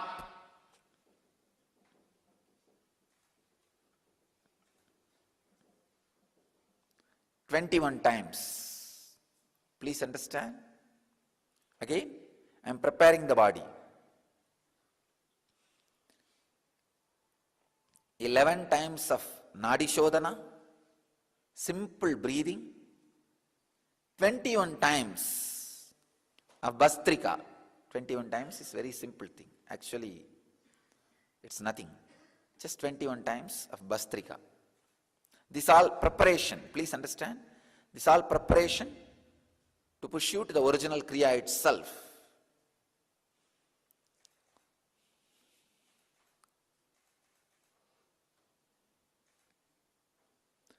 The third step, inhaling as slowly as possible, holding as long as possible, exhaling as slowly as possible, holding the lungs empty without breathing as long as possible. Please understand. I have collected, arranged, compiled various different pranayamas and mudras and postures in this set to give you the maximum benefit, spending less time and less effort. Almost like lazy man's guide to enlightenment. One, Nadi Shodhana, cleaning the breathing, nostril. 21, Bastrika. And again, inhaling as slowly as possible, holding as long as possible, exhaling as slowly as possible, holding the lungs empty as long as possible. This same cycle should be repeated. You see, all these 4 actions put together is called one cycle. Inhaling as slowly as possible, holding as long as possible, exhaling as slowly as possible, holding your lungs empty as long as possible without inhaling. When you can, again inhale as slowly as possible. So, this 4 action is one cycle. Like this 21 cycle. This 4 action can be called as one pranayama. So 21 pranayama. I am making it all completely numbered. A clear, logical, calculated, mathematical step for enlightenment. I am making your enlightenment just like bank account. Please understand. Do this, do that, you will have it. Because common man understands only this language. So 21 pranayama. This is the third step. But I want all of you to know, all these 3 steps are only preparation for the Kriya. Now we are entering into the exact Kriya itself. Exact Kriya itself. Only if you do these 3 steps of preparation, you will be able to enter into the exact Kriya itself. This is the most powerful part. Please understand. The exact Kriya, if you do without preparing these 3 steps, it will not have any effect on you. So you need to enter into this Kriya after only these 3 steps. That is why I am saying, whole thing is Kriya, For your understanding, I am explaining how the process is happening. Now, 581 places around the world are sitting with us live. I can say we crossed the basic critical limit needed for the energy to land. Now I am very clearly seeing the energy has started expressing. Now all the people who are sitting around the world in these 581 places will experience the Kundalini awakening. And at least 100 places will have the materialization of Vibhuti. You will see now. You will receive at least 100. Oh, New York already started coming. So please understand, at least 100 places you guys will experience the materialization of Vibhuti as a symbol of the Master's presence physically there.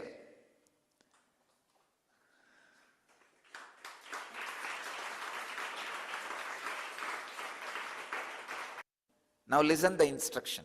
Thumbs on the ears and the index finger and middle finger on the eyes and the ring finger on the nose. If the little finger touches your lips, that's enough. Even if it doesn't touch, it's okay. Please understand. I'll show you.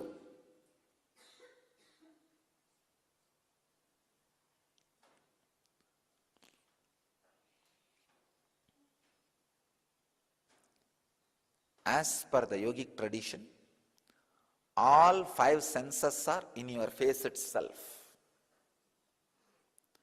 Ears, smelling nose, taste tongue, seeing eyes. The cheeks are considered to be the touch. That is why cheeks play such a major role in the pleasure of touching. So, through this mudra, you do pratyahara of all 5 senses. Please understand, your hands are the gateway for your prana. It can send or receive prana. That is why whenever not me, all over the world, in all traditions, not just Vedic tradition, in any religion, a highly evolved pranic source, an enlightened master, an incarnation, or a saint, or a religious leader, blesses you with the hands towards you. Means he is releasing the pranic energy.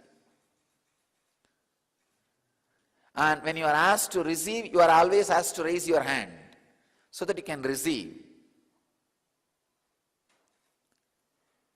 Hands are gateway to send or receive pranic energy.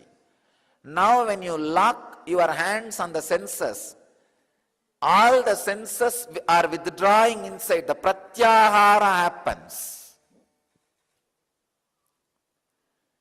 Thumb on the ears, 2 fingers on the eyes, and the ring finger on the nose, little finger on the lip, and lock the nose, lock the breathing through these 2 ring fingers as long as possible. Please understand. Never try to do with the middle finger.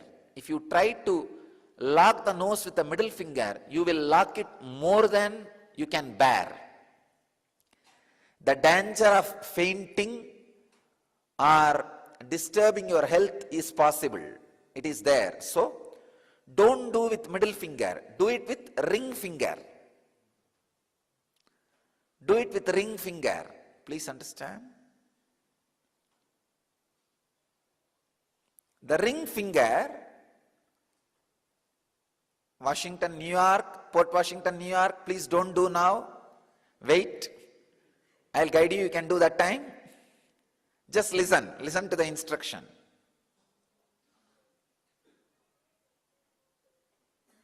Don't do now. New York, I am saying do not do now. Kalavati, just listen.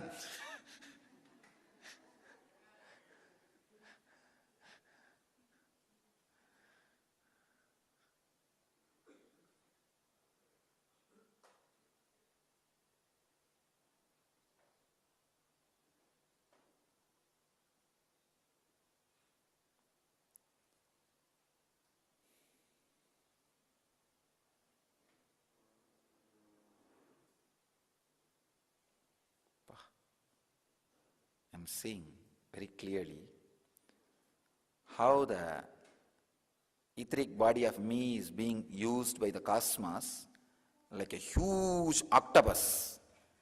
It is spread, and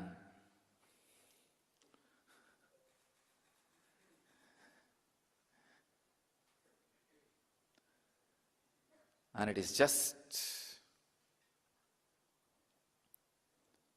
putting in each place where people are sitting one leg and connecting with the people.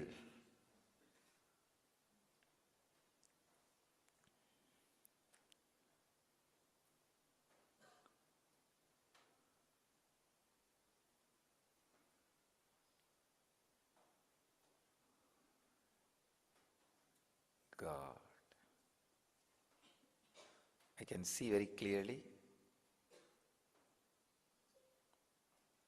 all the places people will experience levitation.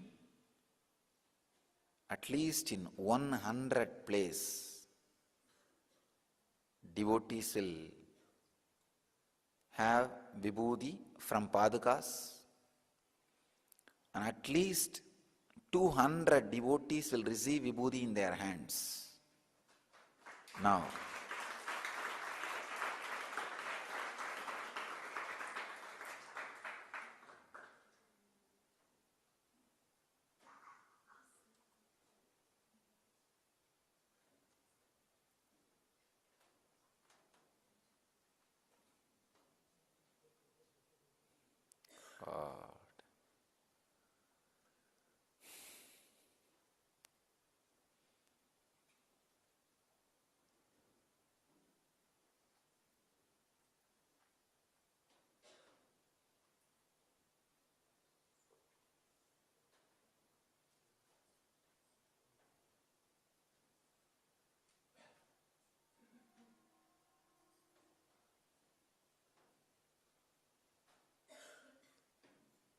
the devotees, if you see vibhuti coming out of your hand, don't be afraid or surprised.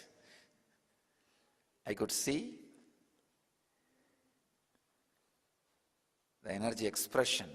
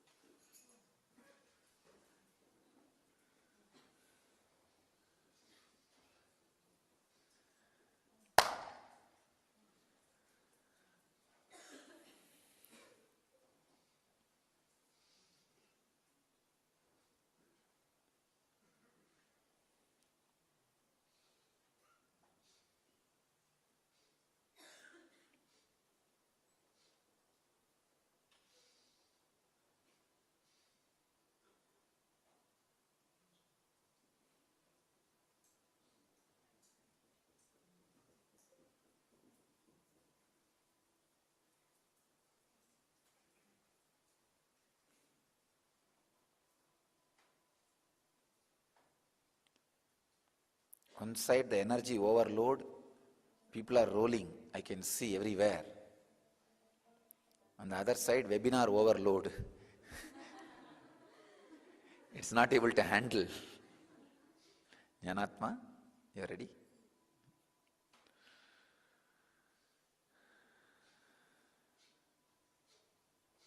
More and more people are logging in, signing in.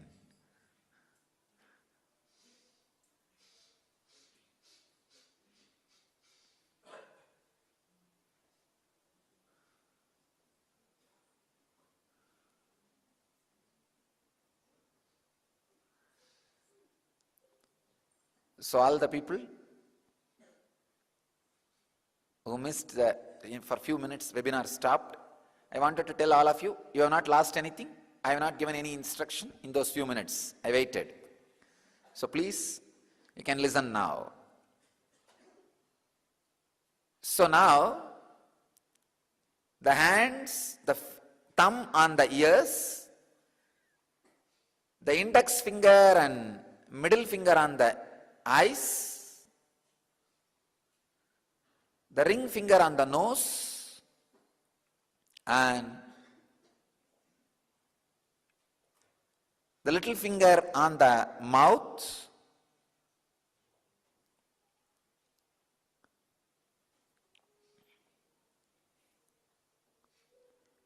stop the breathing flow, inhaling or exhaling completely as much as you can. Please don't do now. Relax. Relieve your hands. As much as you can, stop the flow.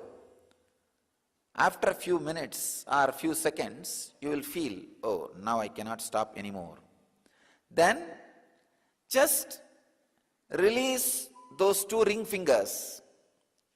For a few seconds, the body will automatically inhale or exhale. Let it do its job. You don't do inhaling or exhaling. Body will automatically balance. Please understand, you do not put your will. When you feel you can't handle anymore, just release. Body will automatically balance itself. So once if you release your nostrils and lock again, it is called one pranayama. So this way, 21. Please understand. It's a fourth step.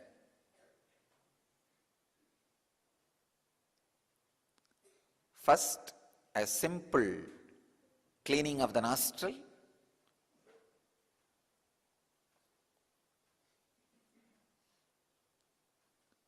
Second, Bastrika. Third, inhaling as slowly as possible, holding as long as possible, exhaling as slowly as possible, holding the lungs empty as long as possible. Fourth, locking the nostril completely as long as you can through the ring finger. In different countries, showing finger is a big risk. Because people are watching from all the cultures and countries, we will have to be very careful about the showing fingers.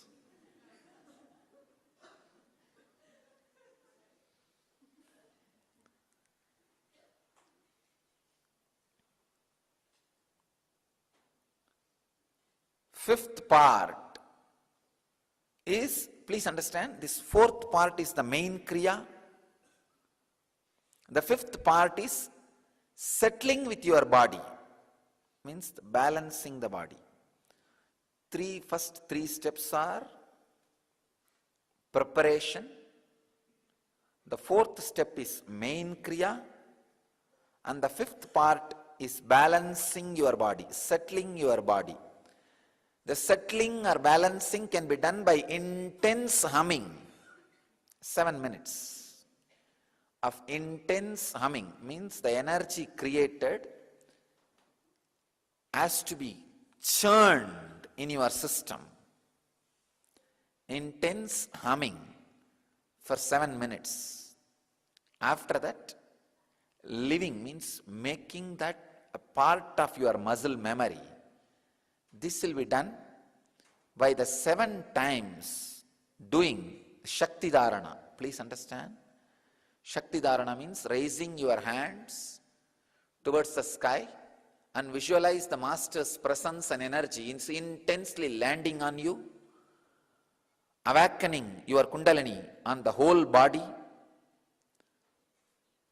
and bow down to the cosmos, surrender to the cosmos 7 times. Please understand. Totally 5 action. Simple breathing 11 times, Bastrika 21 times, the inhaling slowly, holding long, exhaling Samana Kriya, that 21 times, and the 4th part is Shambhavi Mudra, holding the breath completely through Shambhavi Mudra 21 times. And the 5th part is Mahamantra 7 minutes, and the 6th part is the Shakti Dharana, means receiving the cosmic energy and offering it. Please understand, it's a unique combination. I have put the whole world into this one Kriya. I have put the whole world into this one Kriya. The 6th part is 7 times receiving the energy, connecting with the cosmos, sky, and surrendering to the cosmos, earth, becoming part of the cosmos. 7 times. The whole thing will take less than 7 minutes. This 7 times of Shakti Dharana. And the last but not least, sit for a few minutes and send an intense, loving, compassionate, blissful vibrations to all over the world with a proper Swasti Mantra. Swasti Mantra means sending the peace and bliss to the whole world with the ideas like Loka Samasta Sukhino Bhavantu. Let the whole world be at peace. Let the whole world be in bliss. Loka Samasta Sukhino Bhavantu. With this beautiful, deep, spiritual feeling and compassion, send the loving, compassionate vibrations to the whole world. Healing vibrations to the whole world. All these 7 steps put together will take only less than 42 minutes. Please understand, this is what I call N-kriya. Very powerful process. All these 7 you would have done with me separately, individually. I am putting all these 7 together. Most powerful, highest possible frequency, the life breath, vibration will happen in you. You will see the intense Kundalini awakening happening in you. The N effect will be experienced by you. Please understand, because in this body, all these experiences happened and the clear arrangement has happened, and coming out,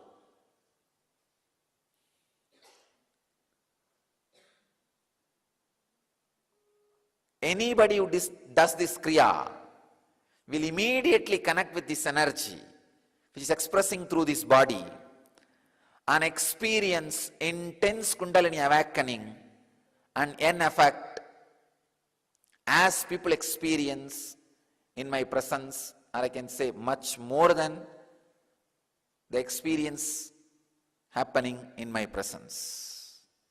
Please understand, through this initiation, I add Master's grace and blessings to this Kriya and to all of you. Now, at this moment, 615 places around the world people are sitting. I bless all the people who are sitting around the world. Please understand, with my blessings and the grace of all the great masters, I initiate all of you. All of you will have people who are sitting around the world and here in the physical presence, all of you are initiated. I bless you all with the experience of initiation.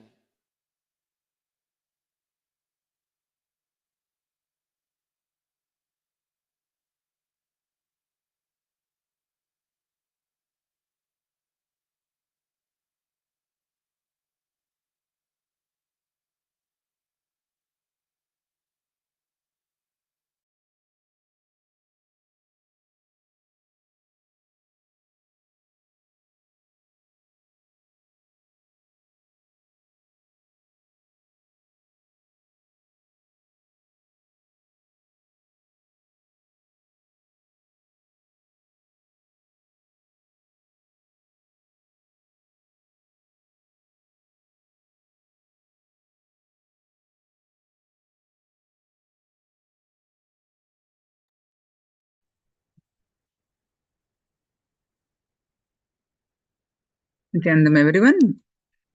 You have any questions about the N-kriya? Please do let me know. You can post your comments in the chat.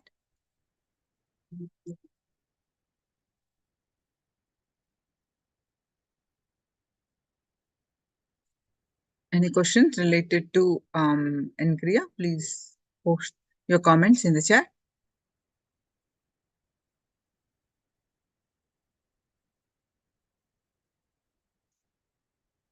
Now, as part of the Kundalini awakening, we have any questions left.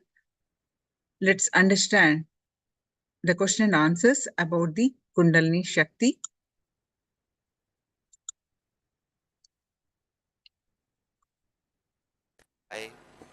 In two way and one way. The two way I can see. So again I wanted to remind all of you, sit either in Vajrasana or Padmasana or Sukhasana. Keep your hands in Samana Mudra and sit in a very relaxed way. Please understand, if you keep your hands in Samana Mudra, the fake levitation will not happen. In Samana Mudra, only the authentic Kundalini awakening can shake your body. The fake levitation means sometimes people get excited and body starts moving. That will not happen. I wanted you guys to experience authentic Kundalini awakening. That is why the Padmasana and Samana Mudra. If you sit in any of these three asana, Padmasana or Sukhasana or Vajrasana and Samana Mudra, that is the most difficult posture to move your body. You can see, if you sit especially in Padmasana and Samana Mudra, you can never have fake levitation. You don't need to worry, am I having fake levitation or originally I am having Kundalini awakening. If you sit in Padmasana and Samana Mudra, any movement in your body can happen only if the Kundalini is awakened. Because that's the most difficult posture for body movement. This is Madhuri from Jaipur, Rajasthan. Swamiji, I am learning physical exercise, yoga and martial arts from last 2 years.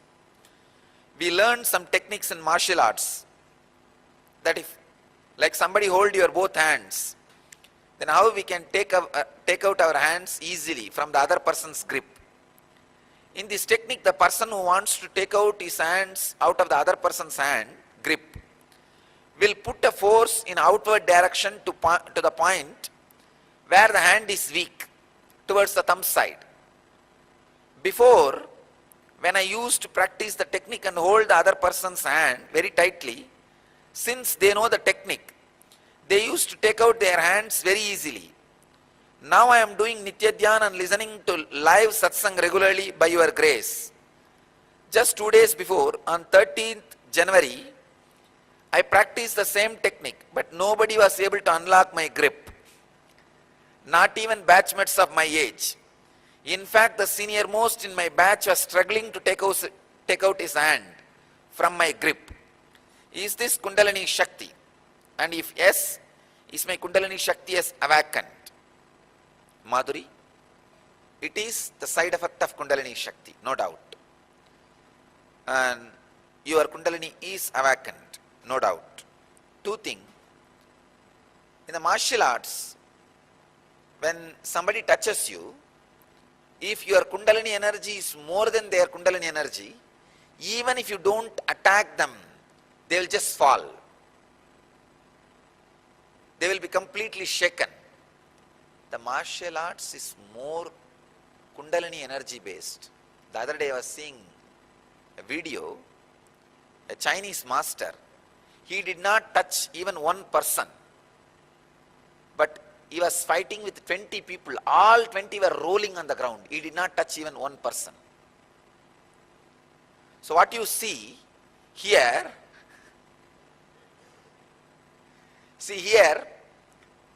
I make you guys roll in the ground with my love energy, the compassion energy, by awakening the Kundalini.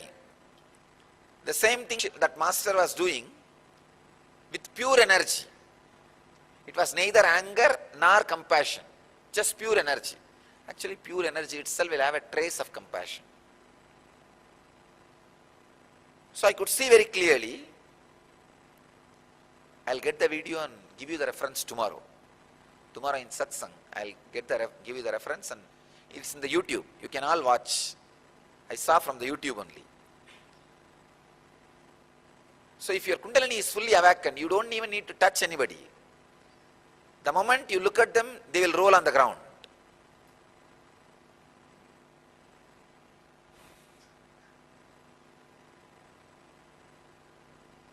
So your Kundalini is awakened. That is the reason nobody is able to unlock themselves or defeat you. Madhuri, you are in the right direction. Please enjoy.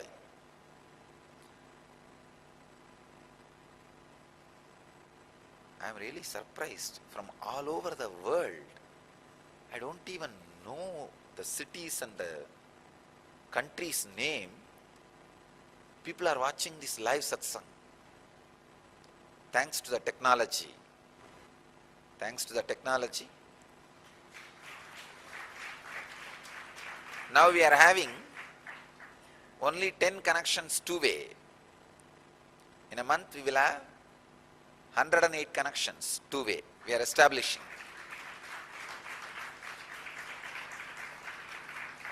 Even if some centers are able to gather 20 people, we will give them two-way connection. Because from March 2nd, 21 days, we wanted to create N effect all over the world and reduce the natural calamities and man-made calamities. Natural calamity means all the earthquake, tsunami and all those things. Man-made calamities like crimes and wars. So in the 21 days we will prove visibly to the world N effect, the only solution for man-made calamities and natural calamities.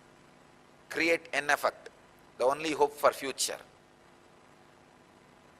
We will prove this in the 21 days.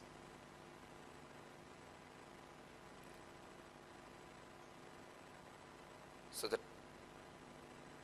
I request all the devotees to gather as many people as possible and meditate, practice unclenching. Those 21 days, the live satsang. And I am also going to do one more thing.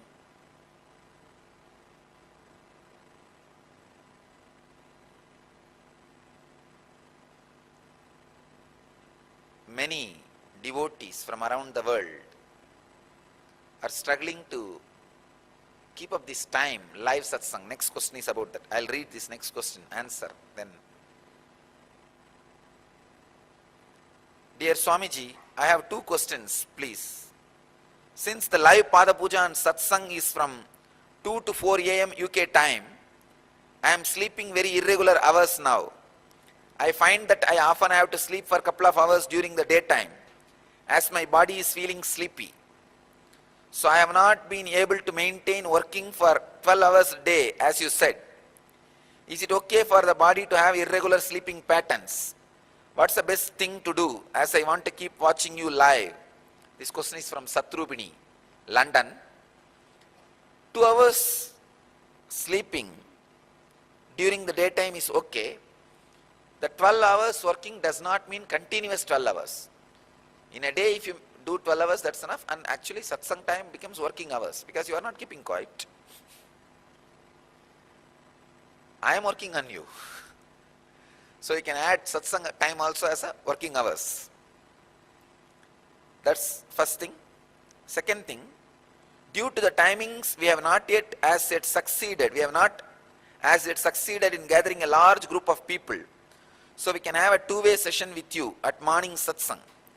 Devotees who work and those with children have indicated it is difficult for them to attend. Also, the public transport system is not dependable at the time of morning.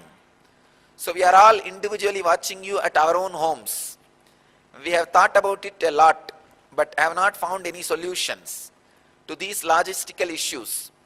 How can we also benefit and be part of the N effect and have a live interactive session with you? Satrupini, London. Satrupini from London. I am starting out. Not only your problem of many devotees from all over the Europe and Southeast Asia.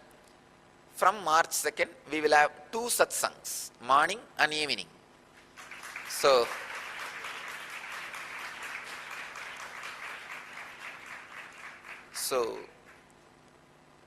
I am planning the second satsang timing, consulting with all the satsang centers around the world.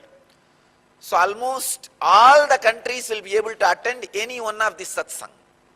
That is the way I am working out the timings. So morning I will have one sitting, evening also I will have one sitting. If you can participate in any one, great. So the 21 days, the N effect will be, we will be having 2 satsangs live. You can sit at any one time. And we are also expanding. Suddenly the satsang centers number is exploding. So if we have 108 connections, morning 108 cities can sit with me and evening 108 cities. But no city can sit twice because we are running short of connections. So we will open the doors.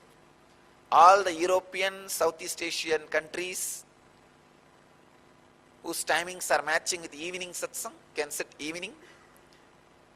And all the countries like East Coast and West Coast of USA and countries like Guadeloupe, Toronto, the North Americas, Mexico, those countries can sit in the morning satsang. Even the morning satsang time, I am taking suggestions from all the satsang centers. We will be moving the time as per the devotees' convenience around the world. So we will have 2 satsangs every day from March 2nd. Except the days I am giving the programs like NSP or Inner Awakening, I will give 2 satsangs every day. Not only that, I will start speaking on Brahma Sutras.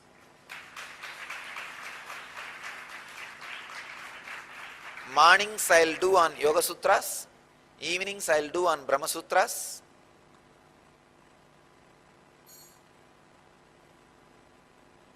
Of course, both will be uploaded in YouTube immediately. The live, when you sit live with me, it will not only be an intellectual learning, it will be an N effect. You will have the experience also. If you just want the intellectual knowledge, in 24 hours it will be in the YouTube. You can watch. We are exploding, really. I can see.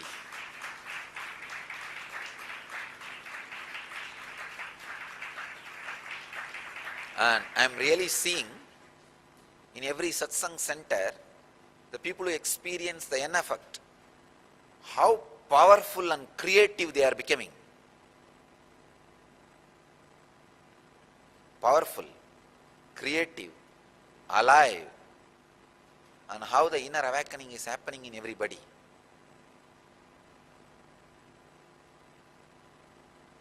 Cosmos is with us. Nobody can disturb us.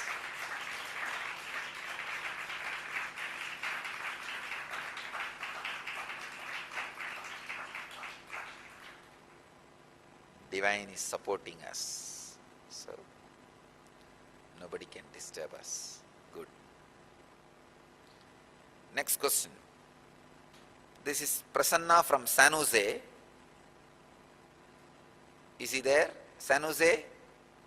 Prasanna?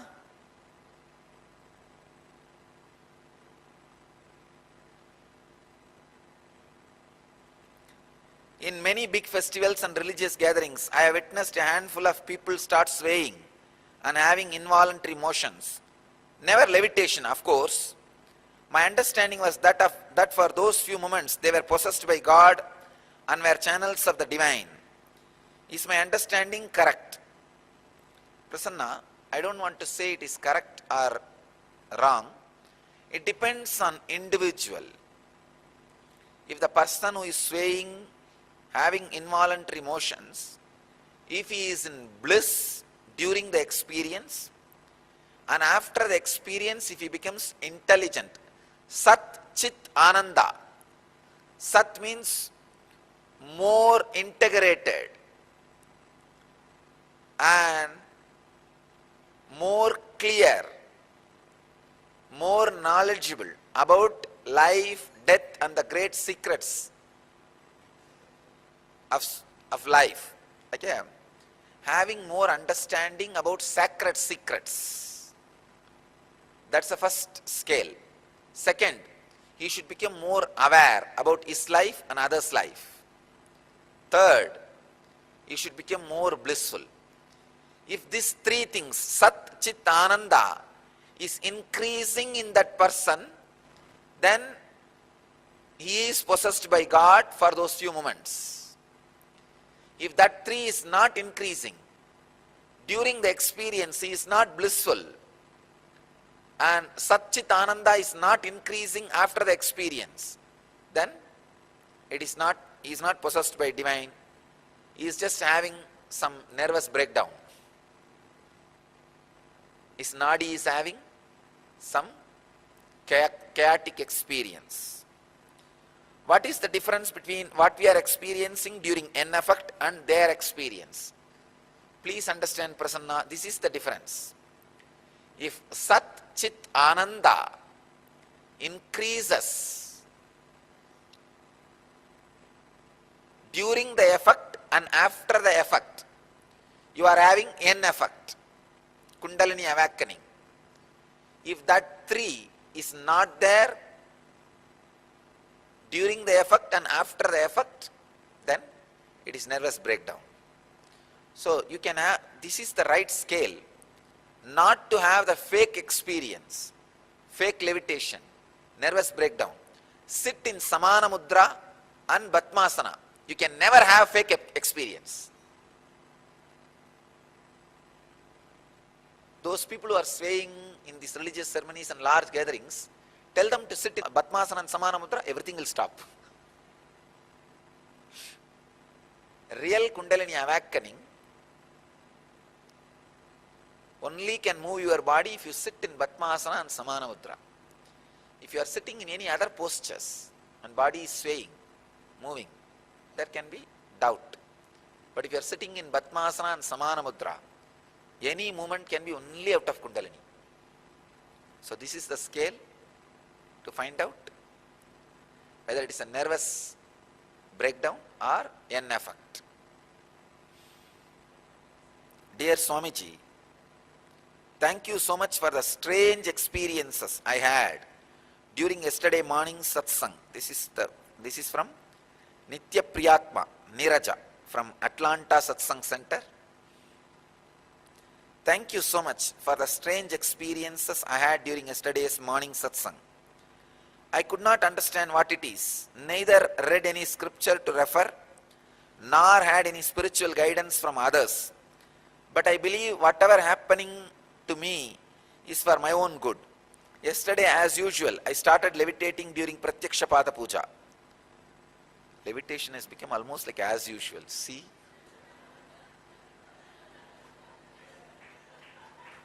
Once upon a time, people used to meditate for 12 years to experience this levitation or animadi siddhis.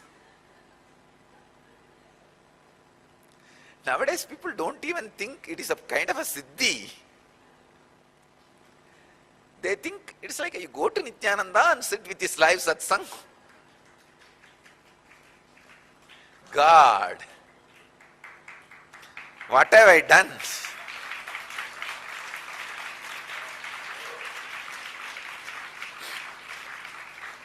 See how casually people write. As usual, I was levitating. I used to feel like this casual when I was with Raghupati Yogi, just day before yesterday. I met one of our devotee, who was the devotee of Raghupati Yogi also, great disciple of Raghupati Yogi. He is the owner of a big hotel. Even now he runs the hotel, Udupi Hotel in Thiruvannamalai. He is from very spiritual family, Ubadhyaya family, very highly spiritual person. He was a disciple of Raghupati Yogi, and he came to have my darshan. And I was sitting and talking with him all the old days, good old days. Raghupati Yogi is a very joyful, jovial person.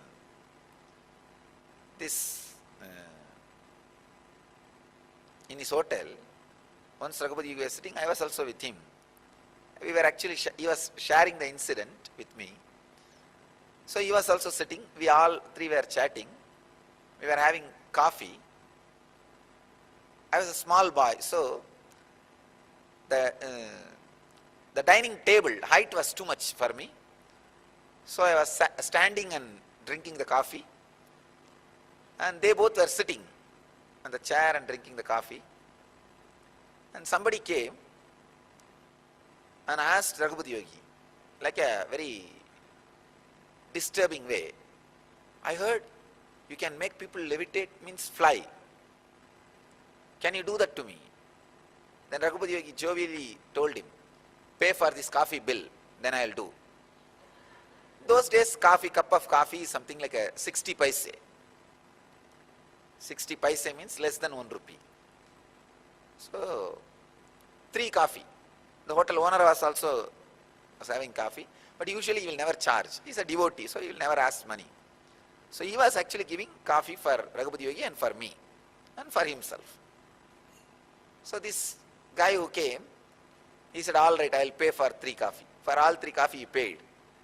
And Raghupati Yogi actually made him sit on the dining table and told him to hold the nostril and did something for 3-4 minutes and pulled the dining table and he was levitating. He was there on the air. He was there on the air. Just 3-4 minutes. So I used to think, oh, levitation is ordinary. Just like how I used to think in those days with Raghupati Yogi, this Neeraja is telling, as usual I was levitating. Yesterday, as usual, I started levitating during Pratyaksha Pada Puja. After that, when you were initiating us into Kula Kundalini awakening, I had this strange experience. My eyes were squeezed inside my Ajna Chakra and it is trying to go upwards. Neeraja, it is perfect, right experience. Your Ajna is getting awakened. Usually, when your Ajna is awakened, it will suck both the eyes. It will suck both the eyes inside. The third eye will be awakened only if the 2 eyes are sacrificed into the third eye. The life energy will be offered into the third eye, only then the third eye will be awakened. Actually, after the third eye is awakened, all 3 eyes will be seen. Eyes will have the power. But for the awakening, these 2 eyes will be sucked into the third eye. My head started moving up slowly on its own till reached a point where I could not sit. I fell backwards. After some time, I got up and started staring at you in the monitor. I saw you were breathing the same way I was breathing. Neeraja, you had my Pratyaksha Darshan. That's what is exactly. No doubt. If you are watching now, you will see Vibhuti will come out of your monitor. Okay. Just to show you that you are having Pratyaksha Darshan. You are seeing me directly. My body was moving up and down while breathing. I saw the same up and down movements in your body also. Great. I asked my husband, is Swamiji moving up and down? He said no. After that I went and slept. In the morning, I was looking at our window blinds. I saw they are also breathing as I am breathing. Neeraja, you are having the glimpse of what I had at the age of 12. Feeling everything alive. You are exactly having the glimpse of what I had at the age of 12. Few days ago, I saw the eyes in the Gurumurti, in the house, in our house. They are moving. Is it a spiritual experience or just my hallucination? Neeraja, you can never have so many hallucinations, don't worry. So, I'll prove now you are not having hallucination. You are having the real spiritual experience with two things. Sit with Batmasana and Samana Mudra, you will levitate with that. Second, you will have Vibhuti from the monitor when you are watching me. If you are watching now, you will have now. If you are not watching me live now, when you watch me again live, at that time, you will have it. So, this will prove you are not having hallucination. You are having a real spiritual experience. I used to have these doubts sometime when I was with Kuppammal. When I had my first experience itself, when I had my enlightenment at the age of 12, I had the doubt, am I possessed by ghost or God and all that. When I went to Kuppammal, she did a very beautiful thing. She took me to the Arunachaleshwara temple and she took me near the Garbha Mandir and asked, now remember that experience. I remembered. She asked, is it getting intensified or getting diminished? I said, it is getting intensified. I can see now. The Shivalinga is alive and all these deities are alive. This whole temple is alive. She said, this is the proof you are possessed by God. Because the Arunachaleshwara temple is the most sacred and oldest energy center. If you are possessed by the demon, that experience cannot become solid here.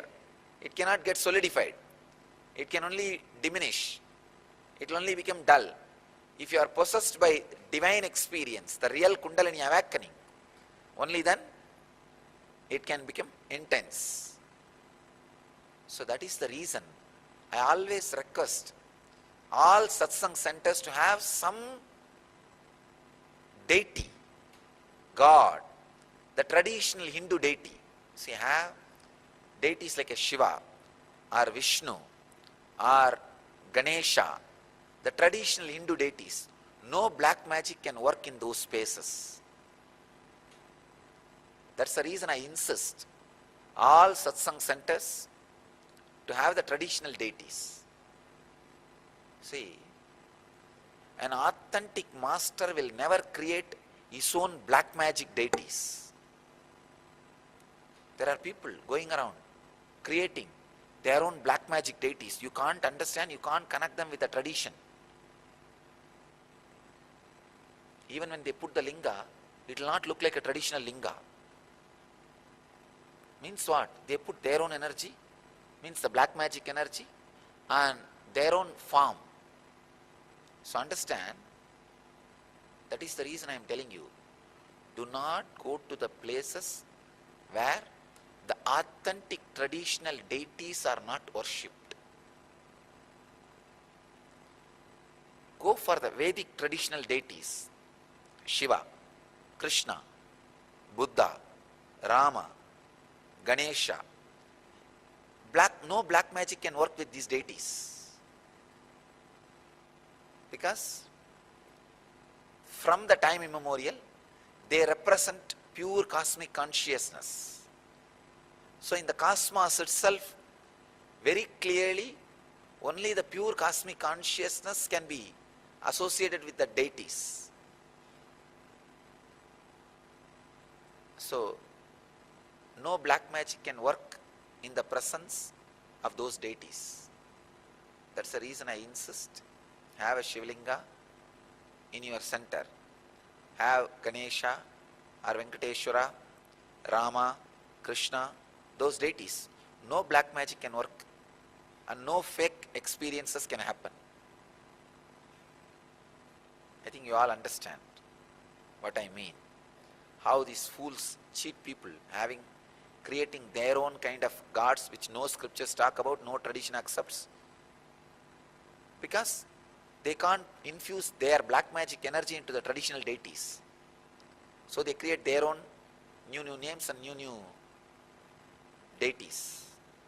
So be aware of the people who create their own names, their own.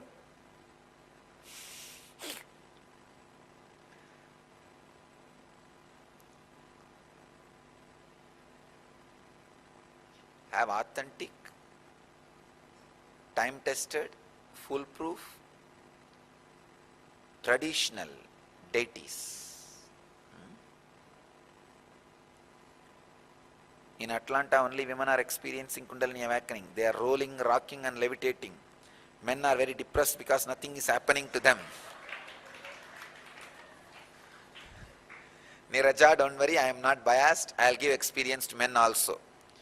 They are thinking that they are not worthy of it, feeling low about themselves. They are thinking their wives are moving far away from them. Please do something for them, Swamiji. Ma Nitya Priyatma. Priyatma, I bless you. From today, men also will experience Kundalini awakening in Atlanta. Okay.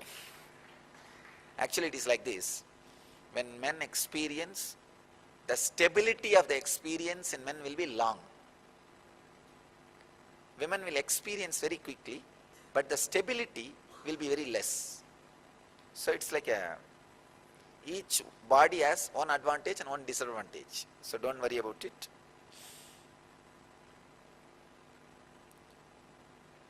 Testimonials and comments, oh God. Too many letters. All right. I'll just finish these two. This is from Mukta Pushpa, San Jose. I am sure many of us went through an amazing experience during last night's session with Swamiji. I could clearly feel a very blissful silence created within each of us after the session. Since I am still swaying with a very sweet bliss today, there is something very sweet to share with you all. When Swamiji started teleporting Vibhuti, I could clearly smell Vibhuti. And also my palms had its fragrance later on when we got home. Even Harish could smell it. Even after washing my hands. And another very sweet incident. I switched my cell phone off during N-effect process. All of a sudden my phone, with switched off sound, started playing Vishnu Sahasranamam. Oh God.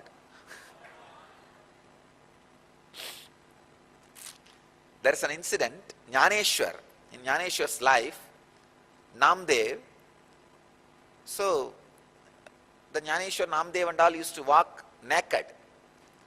Some of the Brahmins caught them and started asking, if you guys are Avadutas, Paramahamsas, as you claim, can you make this buffalo chant Vedas? Namdev just sprinkled a little water on the buffalo. Buffalo simply chanted the whole Vedic mantras beautifully. Rigveda mantras. They were shocked.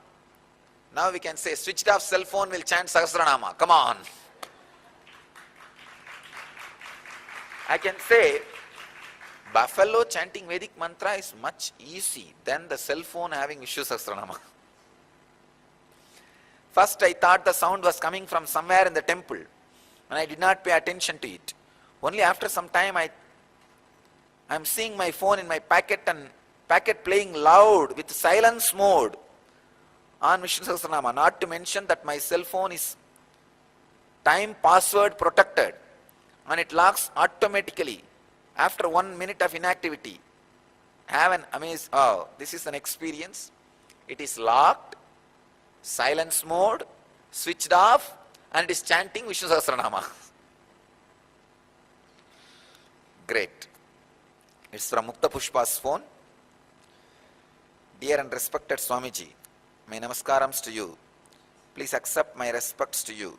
I have been searching for my master internally for past 20 years. This is Krishna from Toronto. Cosmic force has answered my call silently, because even without anybody recommending, first moment I saw you in the YouTube and heard your voice, my inner space is filled with you. My nature is more internal, always searching for things inside the inner space. I must first experience the Brahman and attain yogic body and Vedic mind before I can get into satsang with others.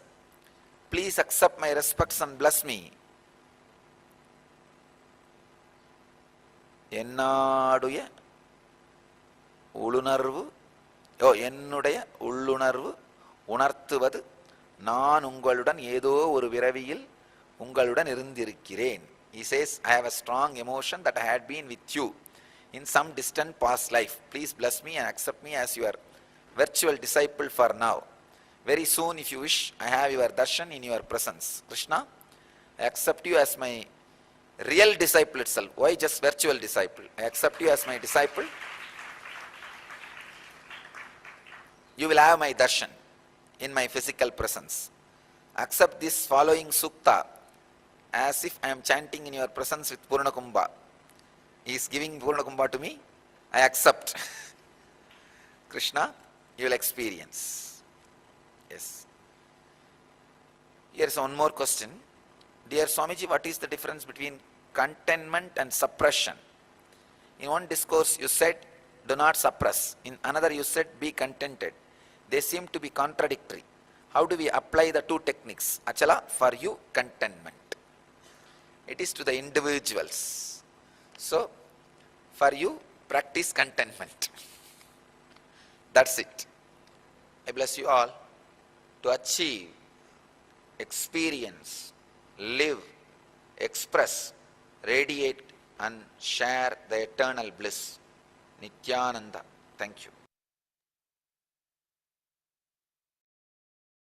Nithyanandam, everyone.